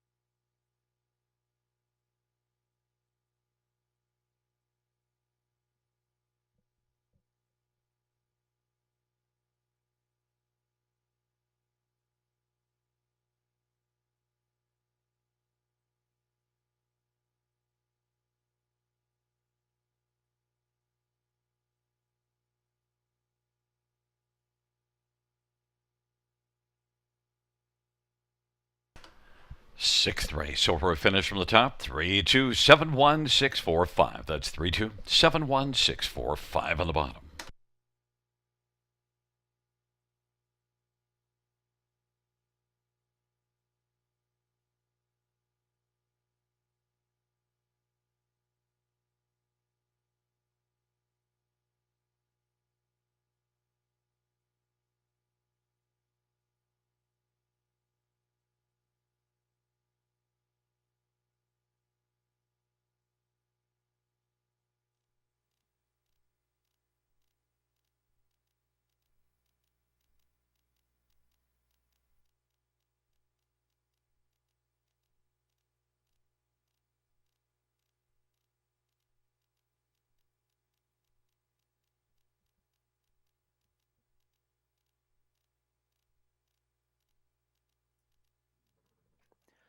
Mr. Pasadena sparks a upset to kick off the late pick 5 at odds of 6-1. Good luck if you're still alive. It certainly should be a nice start to the late pick 5. Now we are going to move on to the late pick 4, starting right here in race number 7.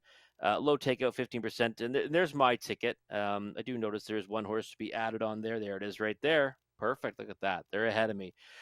2, 4, and 5 here in the first leg, and just watch the replay back again of the qualifier for the 2 better talker, and might play a couple tickets with that one singled as well. Like this first timer for Greg McNair, a couple of qualifiers to his credit, $37,000 yearling purchase, but also using the 4 Country Grace, who went a long way in the lead last time before only getting caught in late stages, and the 5 Harbor Light Jimmy, who was taking on much tougher competition in the grassroots in each of his last 2. Should really enjoy getting back to nominators of 1 here at the River. Just the 3 for me, and race number 8, that's Long Shot Panic. Going to go alone with that one. I thought last time kind of got an interesting trip before only getting beat by half a length at a bombs away price of 28-1.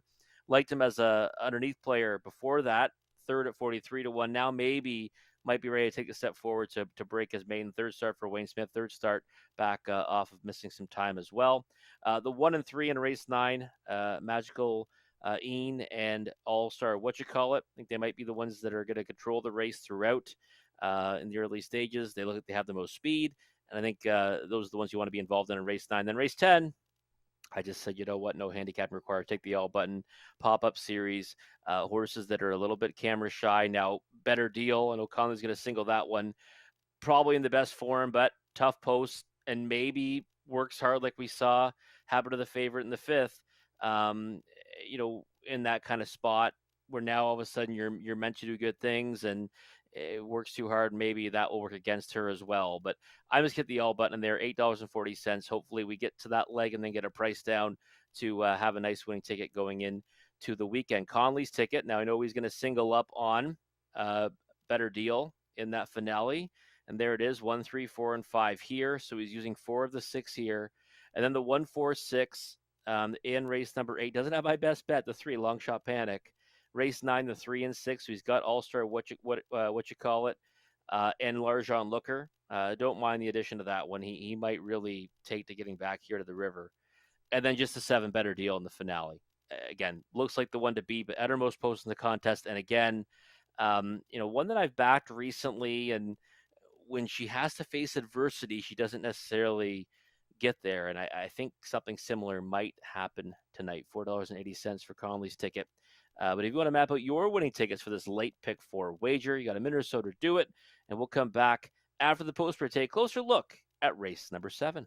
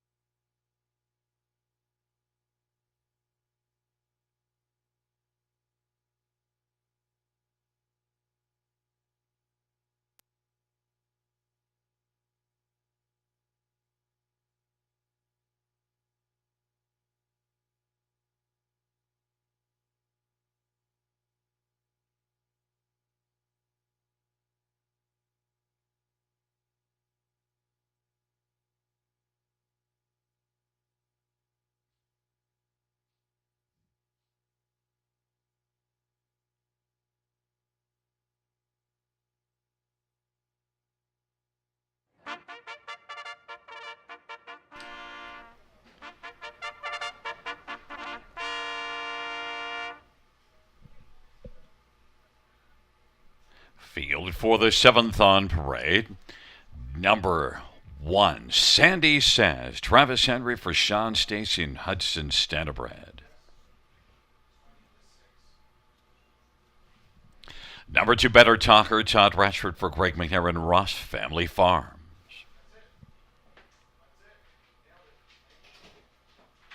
Number 3 is Torque Delight. J.B. Renault for Julie Walker and Gay Tambono.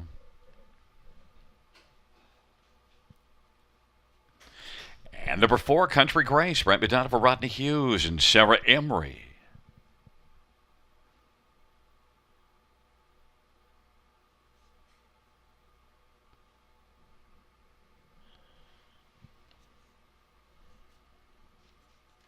Five, Harbor Light Jimmy. Austin Troy for Kyle Bossens and Ralph Jardine. And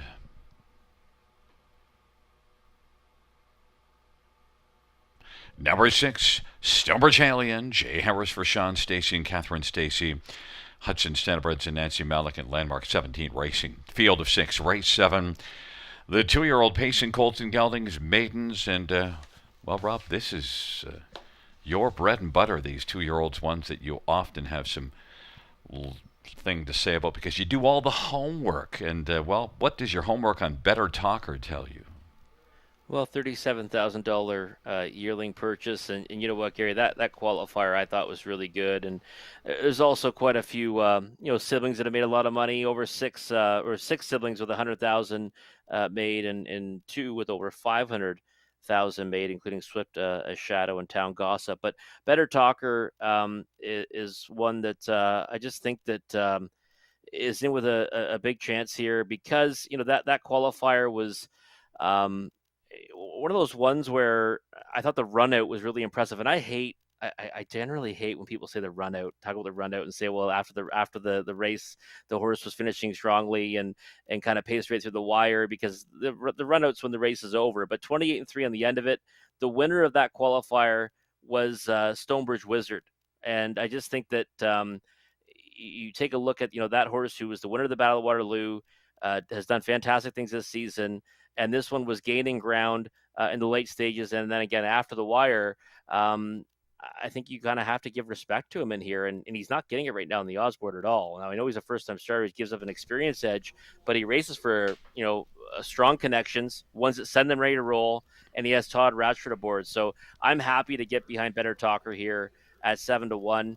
And again, to me, I think he's going to be a factor throughout. My top pick is number 5, Harbor Light Jimmy, 9-5 on the board. A competitive 4th in a Grassroots at Sarnia on a track that was off a couple of seconds. And then last race, well, your thoughts on that last one? Well, I mean, obviously, the last one is tough to gauge, right? I mean, you're talking about OSS Grassroots competition. This is now non-winners of one, at Grand River. So I never really read too much into getting beat by a wide margin to the likes of Blue Bar and Grin and Win, who are top Grassroots horses, right? So if you just look past that one, like you said, the 1-2 back, not so bad against Sable Wilson, another one who's had all kinds of success in the Grassroots. And before that, a third here. What's Your Limits was the winner of that one, and he wasn't too far behind. 8-5 right now in Harbor Light Jimmy. I thought that we'd see more support for Better Talker, and then the favorites after that would be Harbor Light Jimmy and Country Grace. But right now, those two are dominating the betting, and maybe we see Harbor Light Jimmy actually become the favorite come post time. Well, Country Grace is getting the love because we've seen this one over this track now 3 times, a qualifier and then a maiden race, and then last race, a pretty solid maiden race as well. In fact, it did a lot of the heavy lifting. Yeah, big time. That's the thing about Country Grace that you have to respect, right? Is that went a long way in the lead, got picked up by Lions Frankie J, still went 56-2 for his own mile. And the thing is that he can build off that now. We talk about when horses go to the front, open up their lungs, they can sometimes come back and be much better for it next time out. Didn't go any kind of, heartbreaking fractions in that. I mean, they were reasonable enough, and now might try it again and just feel that much better about doing it. 6-5 on the board, though. I think that's a little bit short on the win price. So Better Talker is still calling me at 7-1.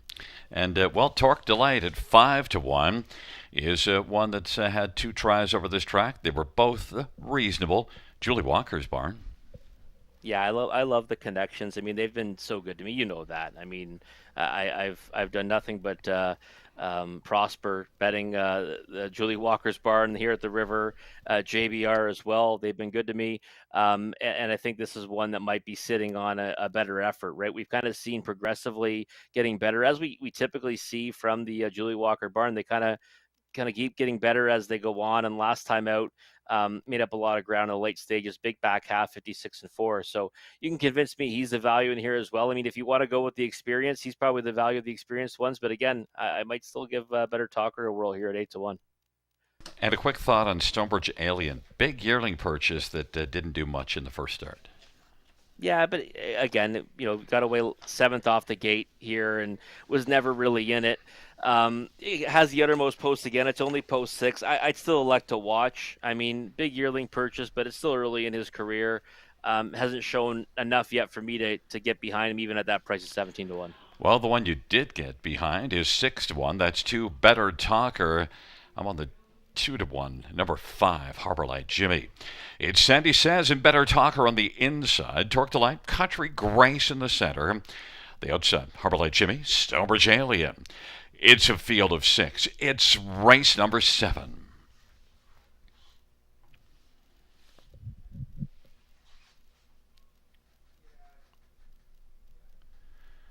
Field 4, race number 7. Is in position in the rough, and Country Grace is going to blast with Torque Delight. And then Harborlight Jimmy and Better Talker. Then it is Sandy Says and Stonebridge Alien. But Torque Delight is able to grab the lead from Country Grace, who's still racing on the outside, but now is going to relent and find the pocket in front of Harborlight Jimmy with Better Talker fourth, Sandy Says fifth, and Stonebridge Alien is relaxed away, trailing the field. Torque Delight at 3-1 on the board has the lead for JB Renault. Country Grace is racing second as they come off the turn, 28-3 with the opening panel. And third in line is Harborlight Jimmy in front of Better Talker. They work the way on past us. The trailing pair are Sandy Says and Stonebridge Alien. 28-3 opening quarter. They head up towards the half, and Torque Delight and JB Renault with the lead. Country Grace is right there looking at things from the pocket as they work their way to the half, and Harborlight Jimmy still elects to stay on the inside in front of Better Talker on the inside. Then Sandy Says and Stonebridge Alien half a 59-1, and it was a 30-3 second panel breather, and they work their way on towards 3/4. Popping out of the pocket goes Country Grace right now. Country Grace in pursuit of Torque Delight, and Harborlight Jimmy is third, still about 3 lengths back. Torque Delight and Country Grace are going at it. Harborlight Jimmy, Better Talker, Sandy Says and Stonebridge Alien, and they head by 3/4. Torque Delight for now is holding a slim lead. 3/4, 128-3, and Torque Delight and Country Grace have separation on the field right now. Harborlight Jimmy is trying to close the gap, as is Better Talker. Then it is Sandy Says and Stonebridge Alien, but Torque Delight continues. Torque Delight still has some torque left. On down the stretch route they come. Country Grace up the inside. Torque Delight and Country Grace. Torque Delight and JB Renault. Country Grace, Better Talker, and Harborlight Jimmy. Torque Delight 157-1. Victorious and looked pretty strong and impressive in doing so, Robert. Yeah, I sure did. And you know what? I should have stuck with the barn that's been fantastic to me, right? We've seen these horses kind of get better and continue to improve with each start that they get. And this is now third start for Julie Walker, and goes out there and an impressive winner, chopping it out most of the way. A Better Talker, I'll come back to that one, Gary. I mean, ends up, the first lifetime start. I mean, I kind of didn't worry too much about the experience edge that others had over him, but he gets away in the 4-hole, kind of moves to the outside in the final turn. He really came forward though in the late stages, and again, a horse that probably needs to get some education under his belt, and that should go a long way for him. Well, and the big difference for Torque Delight, 3 starts and wasn't attending the pace in any of the 3 in the early going, and this one, very different story. Yeah, definitely. Absolutely. That's exactly right. I mean, last start got away 7th off the gate, ended up 8th. and then close to be fourth. This time around, doesn't have to do that kind of work to get into it because he's on the point, and he's not been there before. He's been there in a qualifier and done just fine, but now he does it under the lights, and it certainly proves positive for him. And again, we see these ones for Julie Walker. When they pop, they can sometimes string some wins together as well. And we might see that from Torque Delight. And Country Grace is one that, that was a pretty solid performance, one that we can come back to. At least this is one that gets off the gate well. Yeah, and we always talk about it, right? Tactical speed, early foot here at the river is half the battle. I mean, if you're in a good position off the gate, I mean, Better Talker, when he got away in the 4-hole, I mean, and again, to be expected with a first-time starter, I thought we might be in trouble, especially with the half clicked up. But if you do have that early foot like Country Grace has, obviously you're not going to ever be too far out of it. So probably not too far away from breaking his maiden. And likely next time out, we'll see him go right towards the lead again. It's a 3-4-2-5 top four, and number 3, Torque Delight, will come back in front of us for a 7th race photo. 2-year-old Better's Delight Bay Gelding will by Gaetan Bono. Julie Walker, the trainer. JB Renault, the winning drive. First win for Torque Delight. 157-1.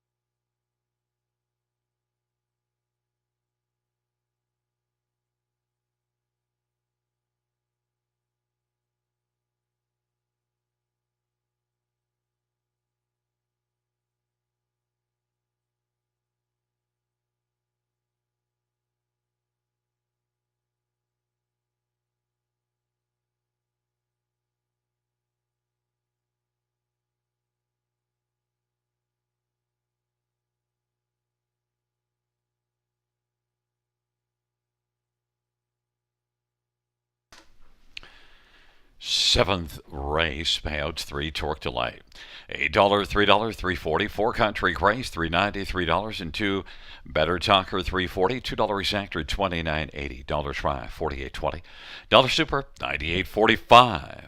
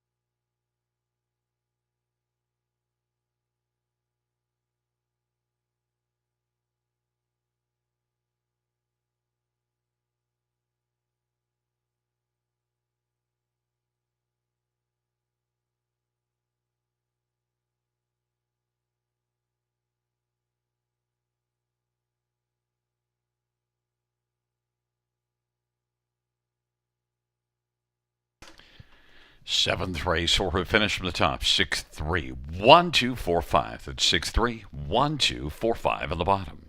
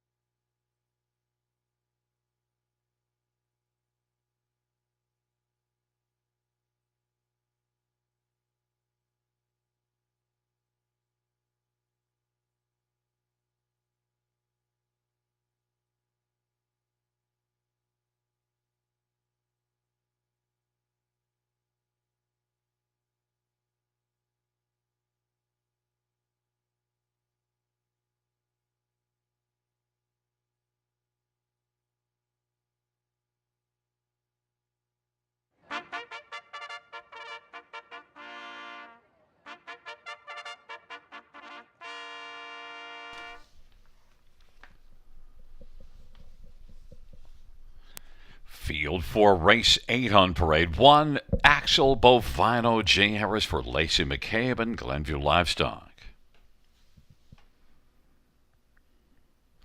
Number 2 is Big Honor, Louis Gregg for Graham Burgess. Number 3, Long Shot Panic, Jason Ryan for Wayne Smith.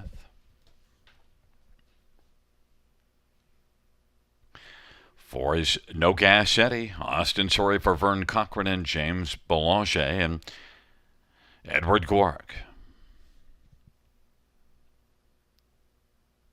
5 is Moxell Hanover, Alex Soapy for Walter Whalen and Chris Nickel.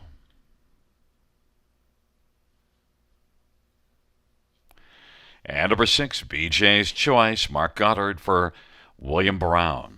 Field of 6, race number 8. Let's get a look at this field. And, well, Long Shot Panic isn't a long shot now, 4-1, but of course couldn't be after second beaten half a length last time out. Was a longer play last race at 28-1 and 43-1 the start before that, but a third and a second in those last two. No more long price.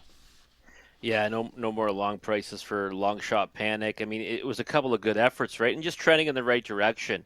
This is now going to be third start for trainer Wayne Smith and third start over this service after missing a bit of time. And last time out, kind of an interesting journey. I mean, tried to blast off the wings of the gate to get into the 2-hole. 2-hole was open for a moment. It got closed up on him. He then had to take back to the 3-hole and ended up in a blind switch at one point before getting to the outside and not missing by all that much. In the final strides, I thought it was a real good effort, all in all, for Long Shot Panic, and a big step forward for this horse, who I think if just moves a little bit forward tonight, will end up in the winner's circle. And I thought he would take a lot of support. I thought, I made him best bet and said, well, maybe that's not the best kind of title for him because he might take a lot of support and he might not be all that good of value on the board. But I think 5-2 is just fine. I really do. I mean, I know 43-1, 28-1. But I think this looks like the spot for him now. Well, and I think 3-1 on my top one. Axel Bovino is one. Oh, look, that last race tailed off pretty badly after doing all the work. But the start before it's pretty credible. Second to Mr. Commodore, and you saw that one recently at Flamborough. Just looked spectacular in victory. Yeah, I agree with you on that. But the thing for me is, I think maybe I'm just getting a little bit soured on this horse, I guess, because I needed him in both those last two. Two back, I mean, I thought, okay, he needed the start. Couldn't catch Mr. Commodore. Mr. Commodore was one that we know had done good things here in the past. But then last time, chopped out the early fractions, kind of, got, I thought, a reasonable go of it before fading back in the stretch and had no answers to them late. So I was kind of happy to jump off him on the win position anyways and think maybe he's going to go a long win lead again. Maybe sit a 2-hole trip this time around, but either way, be forwardly placed and get a chunk of it. But I couldn't really back him with any kind of confidence on the top end this time. I wanted to jump aboard because he was 50 cents in the dollar last time out and disappointed. And now I get to come in here at, 4-1 on one that I think certainly has shown me enough to suggest that maybe he can come right back and be a big player. Number 6, BJ's Choice. Well, as you said, we've seen this one show some good things and is one that certainly can race from off the pace. Yeah, BJ's Choice is one that we know that he kind of does his best work from off the pace. Now, kind of an ideal situation for him in the sense that only a 6-horse field, so the worst he gets away is 6th off the gate, and any kind of pace to chase, I think he'll be right there at the wire. Last time, just bit off more than he could chew at Mohawk Park, 111-1, never really in it. But before that, was going up against tougher rivals here as well, and I can never really guess right on him. The time that he won, I wasn't on him. I was on him a bunch of times where he didn't win. I think 7-2 might be a bit of an over bet, but I think he's in with a chance. And number 4, No Gas Eddie, is interesting because this is one that's taking a lot of money. And in that race that Axel Bovino backed away, so did No Gas Eddie. They both kind of collapsed, and that opened the door for Minotaur and Long Shot Panic. No Gas Eddie, 3-2. It looked like he was going to fire up the passing lane, and then he didn't. So the only, I guess, way that I could say, okay, you can forgive him for it and maybe jump right back on his bandwagon again for those who bet him last time, is if maybe he choked down or something, but I'm not sure. I'm not privy to that. And I just thought that he really could have raced a lot better in that effort. So I kind of put him in the same boat as Axel Bovino, and that's why I'm all in on Long Shot Panic. I mean, I think there's a lot of things that kind of go in that horse's directions today, and part of it is 7-2. I didn't expect that price. I thought we'd be much shorter. One thing with No Gas Eddie is Vern Cochran on the win end of things has been really spectacular this year, winning at about a little above 20%. So certainly can get one righted again. Yeah, I'm not worried about that at all. I mean, I have confidence in Vern, but I just I wish I saw him finish up a little stronger last time out. And before that, right, he kind of got things his own way at Georgian Downs and couldn't close it out either. So again, I think that Long Shot Panic, if he takes that next step forward, 4-1's a bit of a bargain. I wanted to get a price on Axel Bovino above that 50 cents in the dollar last time out. It's dropped all the way back down to 3-2. So I'm not getting the price I like. You're the one that's getting the price that I like. Long Shot Panic at 4-1 right now, Robert. It's a field of 6 for race number 8, and they're taking up their positions. Axel Bovino and Big Honor. In the center, Long Shot Panic and No Gas Eddie. And to the outside, Muxel Hanover and BJ's Choice. Field of 6, race number 8. It's post time.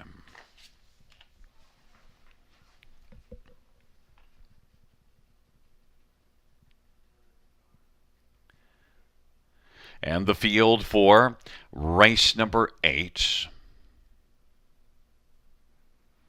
In the backstretch of field of 6, gathering speed, approaching the start.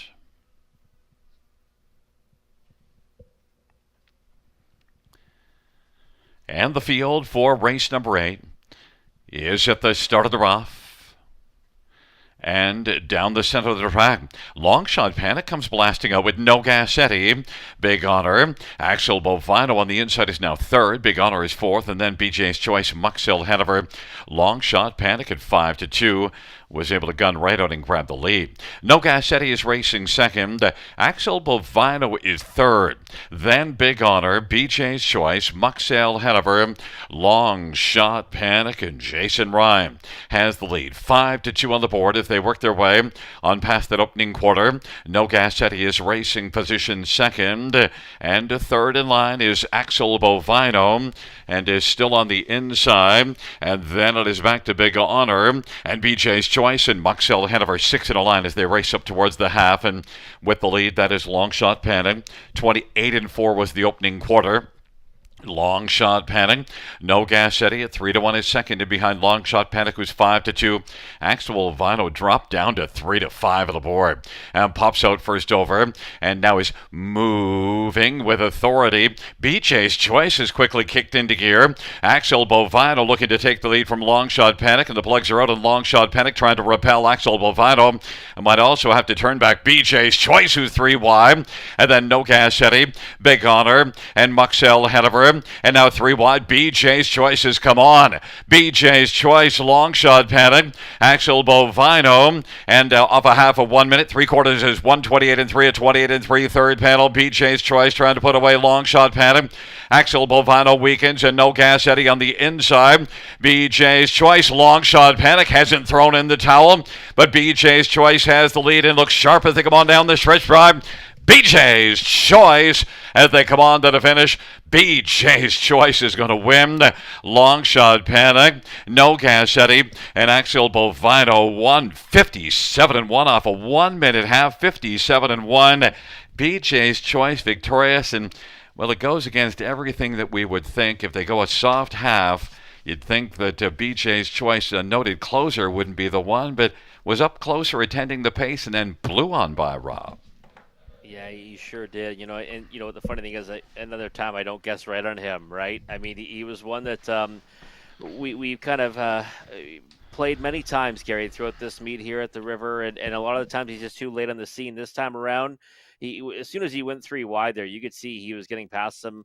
I think maybe the leader just kind of shut down things a little too much, and then had to get back going again. He was able to repel Axel Bovino, who made a serious charge and then faded, but could not repel BJ's Choice, who just kind of sustained that wide bid and never really even tried to get down towards the inside, just kind of stayed out in the center of the track and kept on grinding away and pacing away. And we've seen this one be strong on the end of his miles, just hasn't really shown much early speed. Well, this time around, kind of gets away in the middle of the pack, and then makes that big move, and it was just too much to withstand. I think long shot Panic raced okay, all things considered. The price was right on him for me, but second fiddle to BJ's Choice tonight. 10 to 1's a nice price to get down, and BJ's Choice looked so confident to finish there that we're going to have to be a little mindful that he's not just this one-dimensional way back off the pace type now. No, and again, he's one that's always shown ability, right? We've thought that right from the get go with him, and I guess who knows him better, right, than trainer Mark Goddard, and he's aboard today, and certainly got along well with him. He pointed him to victory, and does so at a big price. I mean, like I said, I haven't been able to guess right on him yet. Hopefully, I can get the beat on him next time, though. BJ's Choice was the choice at 10 to 1. It's a 6-3-4-1.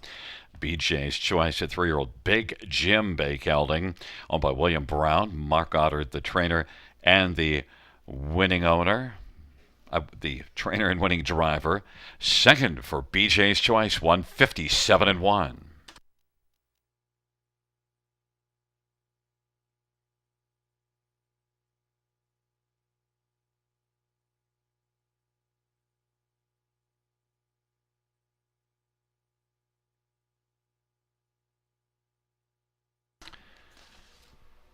Eighth race payout, 6 BJ's Choice, $22.10. $8.273 long shot Panic, $4.20, and $2.40 for No Gas Shetty, $2.40. $2 exactor, $103.80. Dollar try, $132.85. Dollar super, $184.90.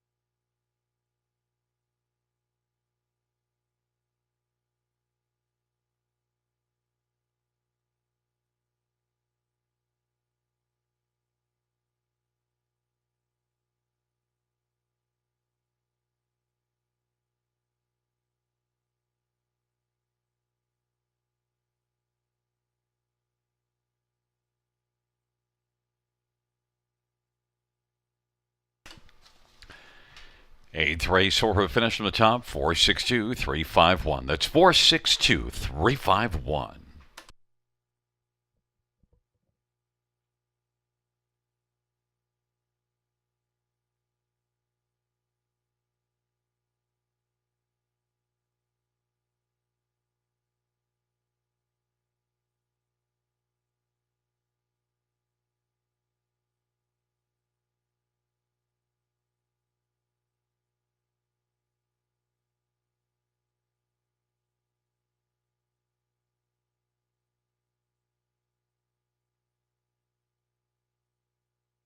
Heated race to win. 2024 yearlings are eligible to lucrative areas including Delaware, Maryland, New Jersey, New York, Ohio, Ontario, and Pennsylvania, with several dual eligible to the Rich Kentucky Stakes program. Yearlings by proven sires of stakes winners include American Ideal, Archangel, Bettor's Delight, Cattle Wash with his first Ontario yearlings, Courtly Choice, Mick Wicked, and Trixton. For more information, visit winbackfarm.com.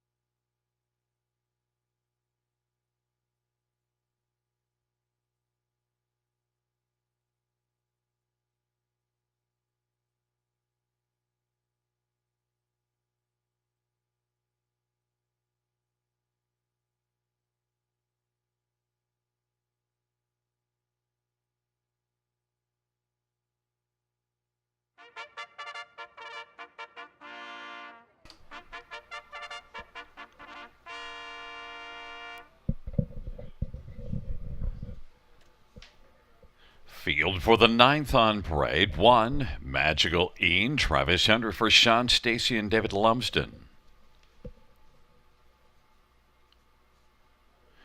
Number 2 is Bob Cajun, Brett McDonough for William Hofacker.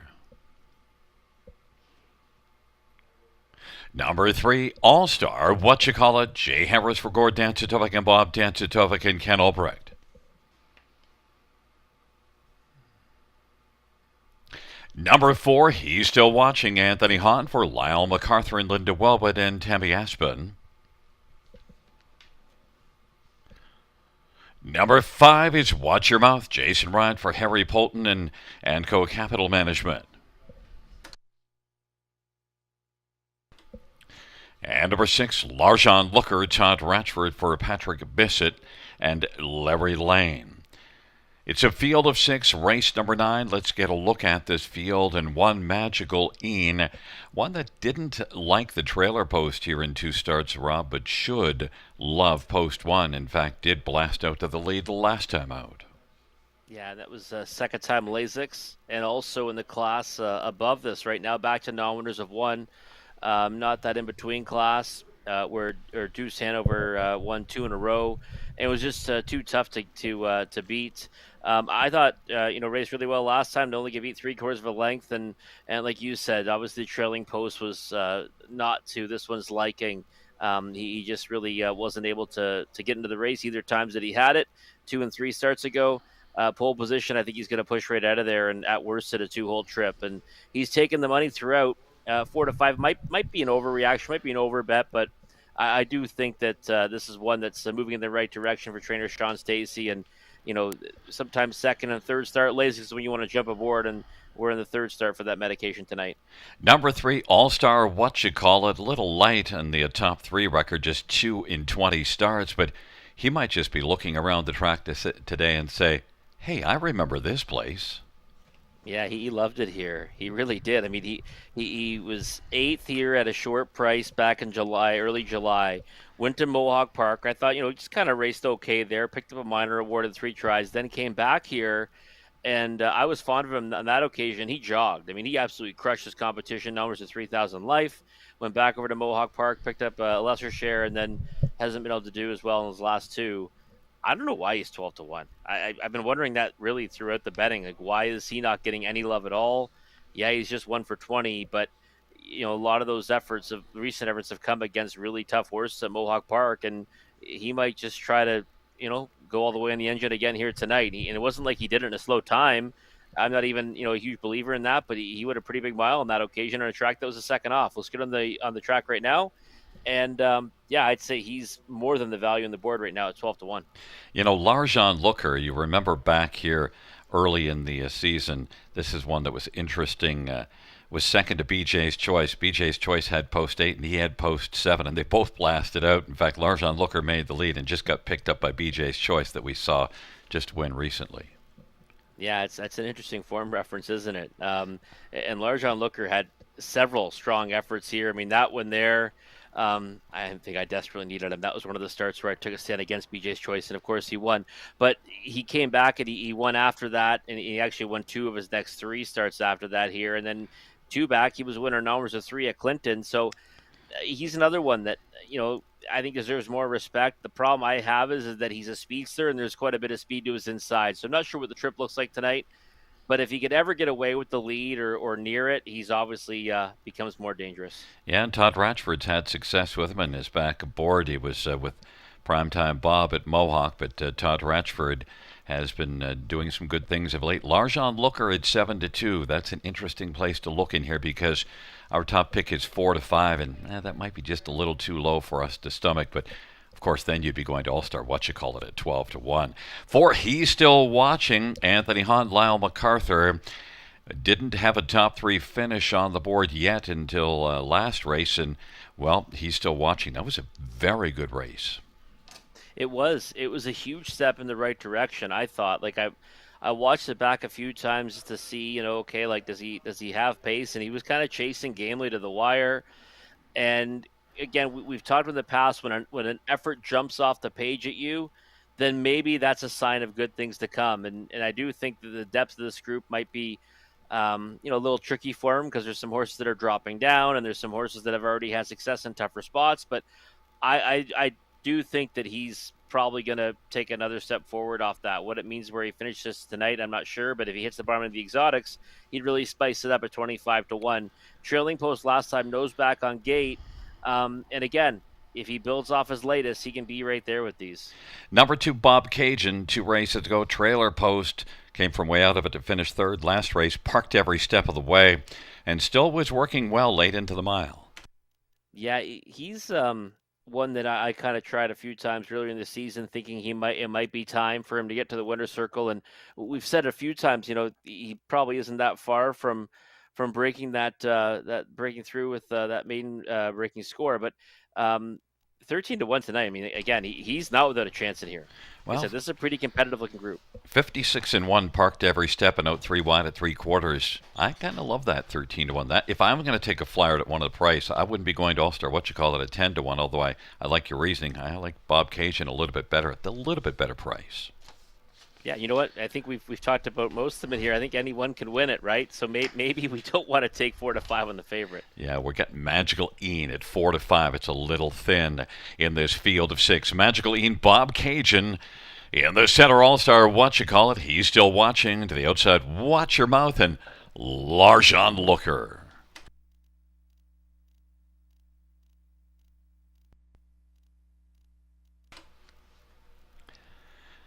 It's a field of 6. It's the 9th race.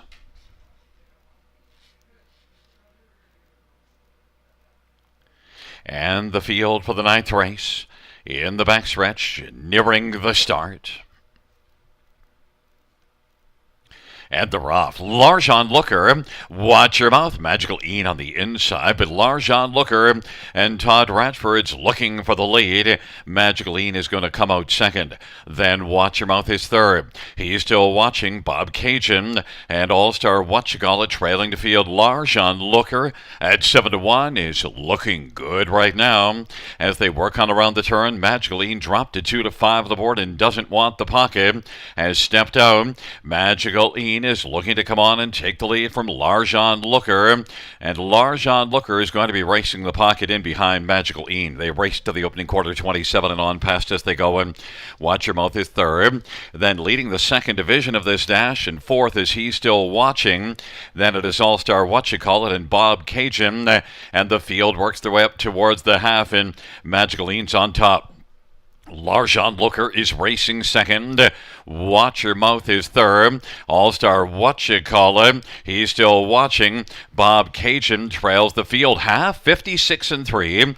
Magical Ian. Now Watch Your Mouth is on the move on the outside, and Watch Your Mouth is coming on against Magical Ian. Then it is Larjan Looker, All-Star Whatchacallit, Bob Cajun, and he's still watching. Magical Ian at 2-5 still has the lead. Watch Your Mouth on the outside. And racing third, Larjan Looker. Then All-Star Whatchacallit, Bob Cajun 3 wide is coming on now. Bob Cajun is starting to close. And then it is He's Still Watching trailing the field. Magical Ian. Watch Your Mouth, Bob Cajun, and Brett McDonald is driving hard on the outside. And Larjan Looker is looking for the passing lane on down the stretch where they come. Bob Cajun in pursuit of Magical Ian. Bob Cajun is flying. Bob Cajun on the outside is going to roll on by and beat Magical Ian. Then it was All-Star Whatchacallit, and He's Still Watching. 156 flat. Bob Cajun at 10-1 on the board, Robert. Yeah, we were saying, right, there was just several in there that were boasting value. I mean, you got to pick one. You said you'd go to Bob Cajun if you were going to take a shot for the price. I said All-Star Whatchacallit was the one I'd go to, and they end up finishing, on either end of the favorite, first and third. But again, Magical Ian just too short of a price, right? I mean, you can't really back him at that number. Just 1 for 13 in his career, but he did race well, all things considered. I mean, there's a lot of action in that race for a 6-horse field, but Bob Cajun sustained that wide move this time. You can see not much urging from Brett McDonald, kind of just sitting on him as he cruises to the wire here, and kind of a measured victory. So again, a horse that we said was kind of sitting on this maybe. well, he gets the job done tonight at a big price. And they went enough up front, 56 and 3 off a 27 quarter.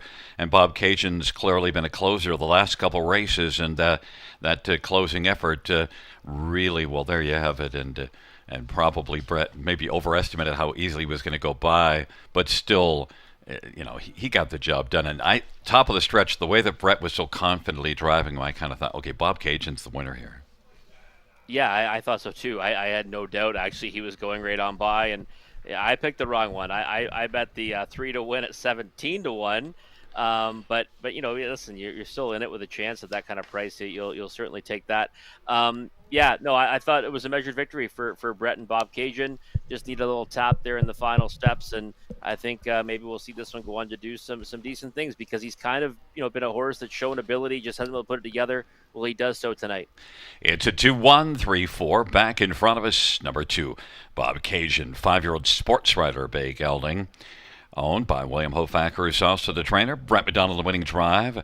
Bob Cajun's first win, 156 flat.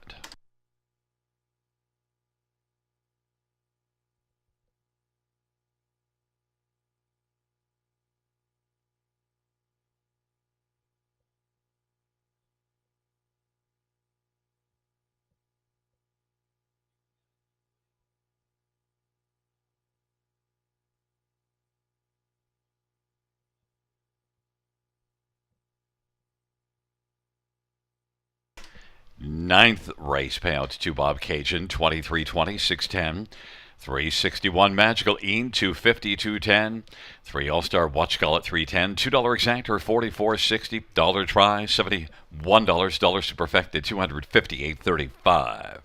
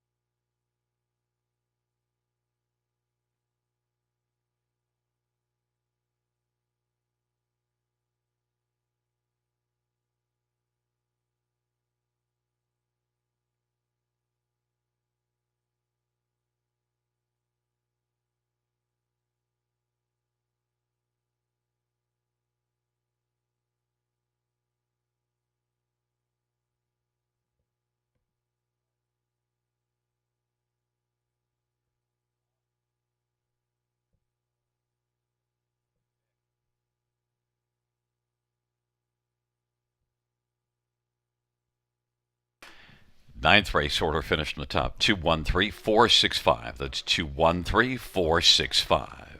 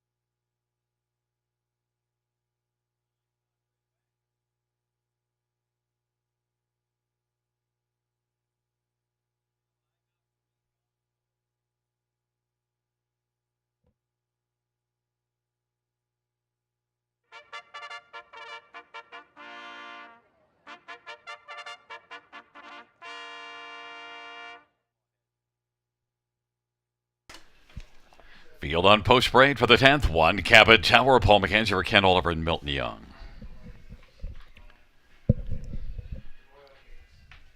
Number 2, Land of Paradise. Anthony Hahn for Scott McNiven and Bradley McNiven and Thomas Broadhurst and Shirley Griffin. Number 3, Happy Looker. Todd Ratchford for Mark Winnicott and Donald Smith and Donna Parker.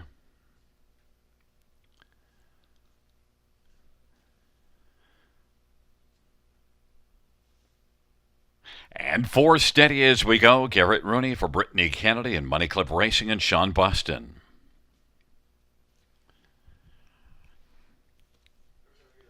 5, Fearless Sheila. Colin Kelly for Brett Lester and Caitlin Graham. Number 6, Snake Eyes. Hanover Austin. Sorry for Riley Simpson and Shengo. And 7, Better Deal. Brett McDonough for Ashley Lenvoy and Chino Toscani. Field of 7, race 10, final dash. Let's get a look at this. And man, I love that you landed on the 2 here at 15-1. That would be a great way to close the program, Robert. It would be. To close the program and move into the weekend. Headed to Hanover tomorrow for the afternoon card there, closing day there. But Land of Paradise for me, you know what? First of all, if I'm taking it all in the final leg of the pick 4 and pick 5, I can't be on favorites, right? It's just that it just wouldn't make sense.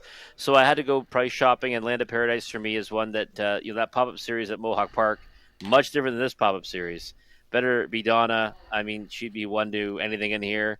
Now, great, got beat by a wide margin to that one, but the efforts before that aren't all that bad. I mean, there's lines to Silent Crossing, there's lines to Duchesne, and I just said, you know what, inside draw, maybe Land of Paradise can notch the second victory of her season in the 30th start this year. So I knew the price would be right. 17-1 seems to be about the right number, and I don't think she's without a chance against this group. Well, we have 2 horses in here with just 1 win on this season. You might as well take the other one on your exactor ticket. Number 4, Steady As We Go. Garrett Rooney in for this one drive. Yeah, he doesn't surprise me that he would. I mean, he drives his horse on a regular basis, and last time made up ground to be 5th. The winner of that race was Lady Get Lucky. Lady Get Lucky's come back to win at Mohawk Park tonight. So there's a form reference there. She wanted a big price at Mohawk Park. And Steady As We Go is one that I think can trend back in the right direction. I thought raced really well, last season and before that as well, and just hasn't really been able to find that form that she had in her first couple of years of racing. So I don't mind Steady As We Go here. The price, though, I don't like as much, 5-2. I saw 3-1 morning line and said she'll be bigger than that. Well, she's below that right now, so there's not much value there for me. Well, Better Deal, outside post position, but 4-1 on the board. Has the same number of wins combined as Land of Paradise and Steady As We Go on the season. Yeah, and I thought Better Deal would be the favorite on here. I thought the morning line was probably correct and not playing out that way right now. Last time 4th, always a catch at Mohawk Park in a condition claiming event. Before that, back-to-back thirds. I was all over her 2 starts ago. If you remember, she got into a real trouble trip 3 starts back. I jumped on her. I thought she'd be some value. She was 70 cents to the dollar, got a tough trip, and had to settle for third. So it kind of just speaks to that whole theory when, all of a sudden you're kind of supposed to be the boss in a race. You do some more work, and sometimes it doesn't work out for you. That's what happened on that occasion. I'm not sure what the trip scenario looks like tonight. She's got early foot. She can also race from off the pace. 9-2, though, not a bad price on horse that I thought would be the favorite. 5 Fearless Sheila is interesting. Was really good last year. Big earner. This year things weren't going very well, but has kind of turned the corner. Maybe Fearless Sheila is dangerous in here. And you mentioned that you thought the morning line was about right. Well, the morning line says 10-1 on Fearless Sheila. I think that would be way wrong because I actually think 5-2 is about appropriate. Yeah, no, I thought it was right on Better Deal. I thought she'd be the favorite. But no, Fearless Sheila, I think taking support in here makes sense. Been trending in the right direction for Brett Lester. And we thought we were going to see that here at Grand River because, remember, she kept taking support start after start here, and it just wasn't working out. She made a break in stride. She went 3 wide in the, was wide in the final turn in the one time as an odds-on choice, ended up being 4th. And then she took a couple starts after that before she started getting back into her groove again. So she's seems to be back in, to her best form, and maybe she can come out on top against this group. I would agree with you. 3-1 is probably about the right price. Okay, let's get to my pick. One Cabot Tower. Look, you can't get there on form, but if you look further back for much of the year, this one's been racing against much tougher. Drop for the last couple, didn't really do much, but maybe inside post. Cabot Towers faced tougher, and if you look further down the page, was way competitive against tougher. Second of the likes of Nora D, and a win July the 12th, the last time this one was down at this level. Yeah, I don't mind it. I mean, especially at 6-1. Cabot Tower is one that really, relishes, getting good trips. I mean, every horse does, but she really, when she gets an inside journey and things kind of just work out, that's when she's at her best. Pole position is the best spot to do that from, and 6-1 is not a bad number on a horse that, by all rights, should be more than competitive against this group. So I don't mind it, Gary. Yeah, it's just I'm just looking down the page and that she has been facing tougher, but really since dropping the last couple, she didn't do anything to really get you all excited. And the last race finished 8th, so it's a flyer. But I do get 6-1, and your Land of Paradise, you're still landing on one is 15-1. So what the heck? And a final dash. Let's go fishing for some prices, Robert. Absolutely. It's a field of 7. Cabot Tower, Land of Paradise on the inside. In the center, Happy Looker, Steady as We Go, Fearless Sheila. On the outside, Snake Eyes Hanover, and Better Deal. Field of 7.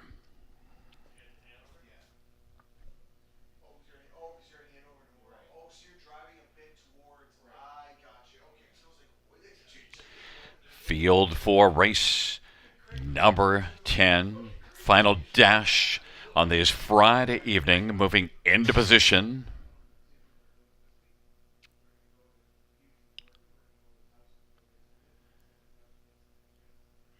And the field for race number 10 is at the start. And they're off, and Steady as We Go is going to come blasting out. Snake Eyes Hanover, then Happy Looker, then it is Cabot Tower, Fearless Sheila, Land of Paradise, and Better Deal. But right now, Steady as We Go. 9-5 on the board for Garrett Rooney's got the lead. Snake Eyes Hanover, Happy Looker, Cabot Tower, mid-pack fourth, Fearless Sheila, still parked, then Land of Paradise, and back to Better Deal. And off the turn they come, and they race on towards a Steady as We Go has the lead 26-2. It was a sharp opening quarter for Steady as We Go. Snake Eyes Hanover is racing second. Happy Looker third, Cabot Tower, Fearless Sheila, Better Deal, Land of Paradise off at 26-2. Strong opening panel. They head up towards the half, and right now, Steady as We Go, wanting to get a second panel breather. Snake Eyes Hanover, Happy Looker, Cabot Tower now, and Paul McKenzie surging up on the outside first over, and is giving cover to Fearless Sheila. On the inside, Land of Paradise, and then it is back to Better Deal, and they head on towards three quarters. Steady as We Go. Snake Eyes Hanover is going to pop out right now. Snake Eyes Hanover is quickly moving. Snake Eyes Hanover, Steady as We Go. Those two have a bit of separation. Cabot Tower third. Happy Lookers racing fourth. Fearless Sheila, Land of Paradise, and Better Deal. But it is Steady as We Go. Snake Eyes Hanover. Those two are going to fight it out. And it is Snake Eyes Hanover on the outside. He's now come on and rolled up to take a very slim lead. But Steady as We Go is not giving away and is fighting back on the inside. Steady as We Go, and Snake Eyes Hanover. Snake Eyes Hanover is making Steady as We Go work very hard. Snake Eyes Hanover on the outside. Snake Eyes Hanover wears down Steady as We Go to win. Then Fearless Sheila, Cabot Tower, Land of Paradise, 153-2. They go a quick mile in this bottom, the 10th race in a bottom class, and boy, Snake Eyes Hanover, not one we talked about, and well, we mentioned it's a wide open dash, and there's a wide open horse to get the job done. Yeah, and I wanted to have have the all button here in the multis, and this is one of the bigger payouts in the pick 4. I'm long dead. Pick 5, by the way, looks like it's going to be a carryover, Gary, which that'll be nice going into to Monday night. But these two just dominated the race. I mean, the 26-2 is, I mean, that's massive fractions for this level. 55-2, 24 flat. I mean, they're rolling the whole way through. That's why the rest of them can't keep up. I mean, these are horses that have been kind of on hard times lately, and these two just dominated. And poor steady as we go, are just race too good to lose, right? I mean, gets beat by a healthy margin of Snake Eyes Hanover in the end of it, but absolutely raced her heart out to be second there, and that's a big step in the right direction. You said Garrett Rooney here for one. Well, he came to win, and he threw everything at Snake Eyes Hanover there and just could not hold that one off, who looks pretty strong here to the wire at 9-2. Very cool horse race. One that I thought was wide open, certainly played out that way. Well, we went flying, and look, I get fourth and you get fifth, but I mean, we're not in the top three in either of us. No, I mean, 7-horse field, but it's one of those ones too, right? It's a high five event where you look at it and say, anyone can win, right? That's why I hit the all button. Well, Snake Eyes Hanover at 9-2 with Austin Sorey back in front of us. 4-year-old betting line bay mare owned by Shenko of Waterloo. Riley Simpson's the trainer, and Austin Sorey the winning driver. Snake Eyes Hanover 153-2, a new career best.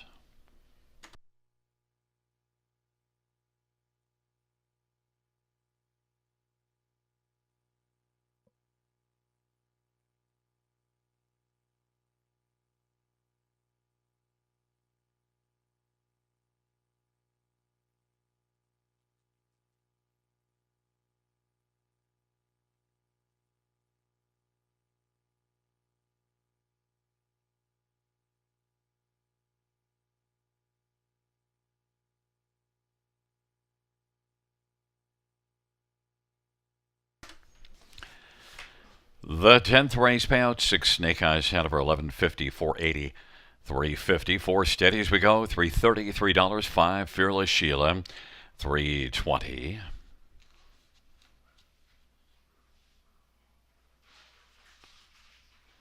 $2 exactor, $37.30. Dollar trap, $94.50. Double, $279.20. 20-cent pick, $4,089.97. Dollar high, $5,043.45.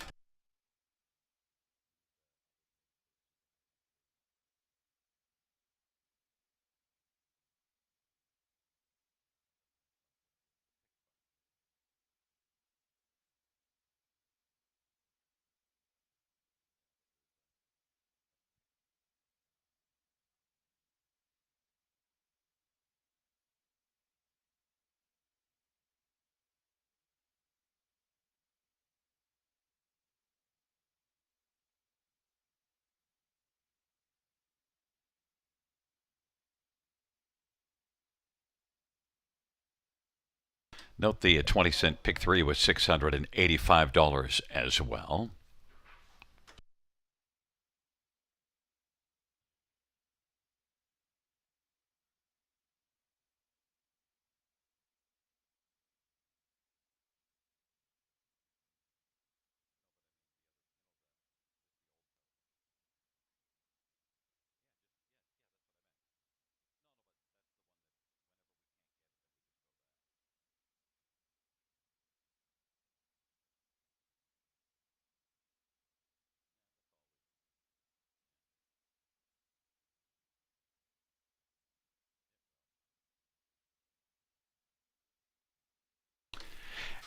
And fans, also note the pick 5 carryover into Monday night, 3,429.07. That's 3,429.07 in that pick 5 carryover into Monday night.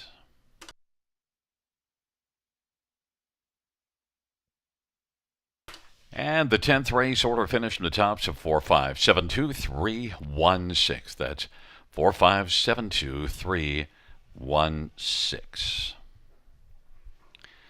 Well, fans, that concludes the live harness racing program for this Friday evening. Racing action resumes on Monday. First dash at 6:30 p.m. Buenas noches, amigos. Good night, everybody. Good night, Casey.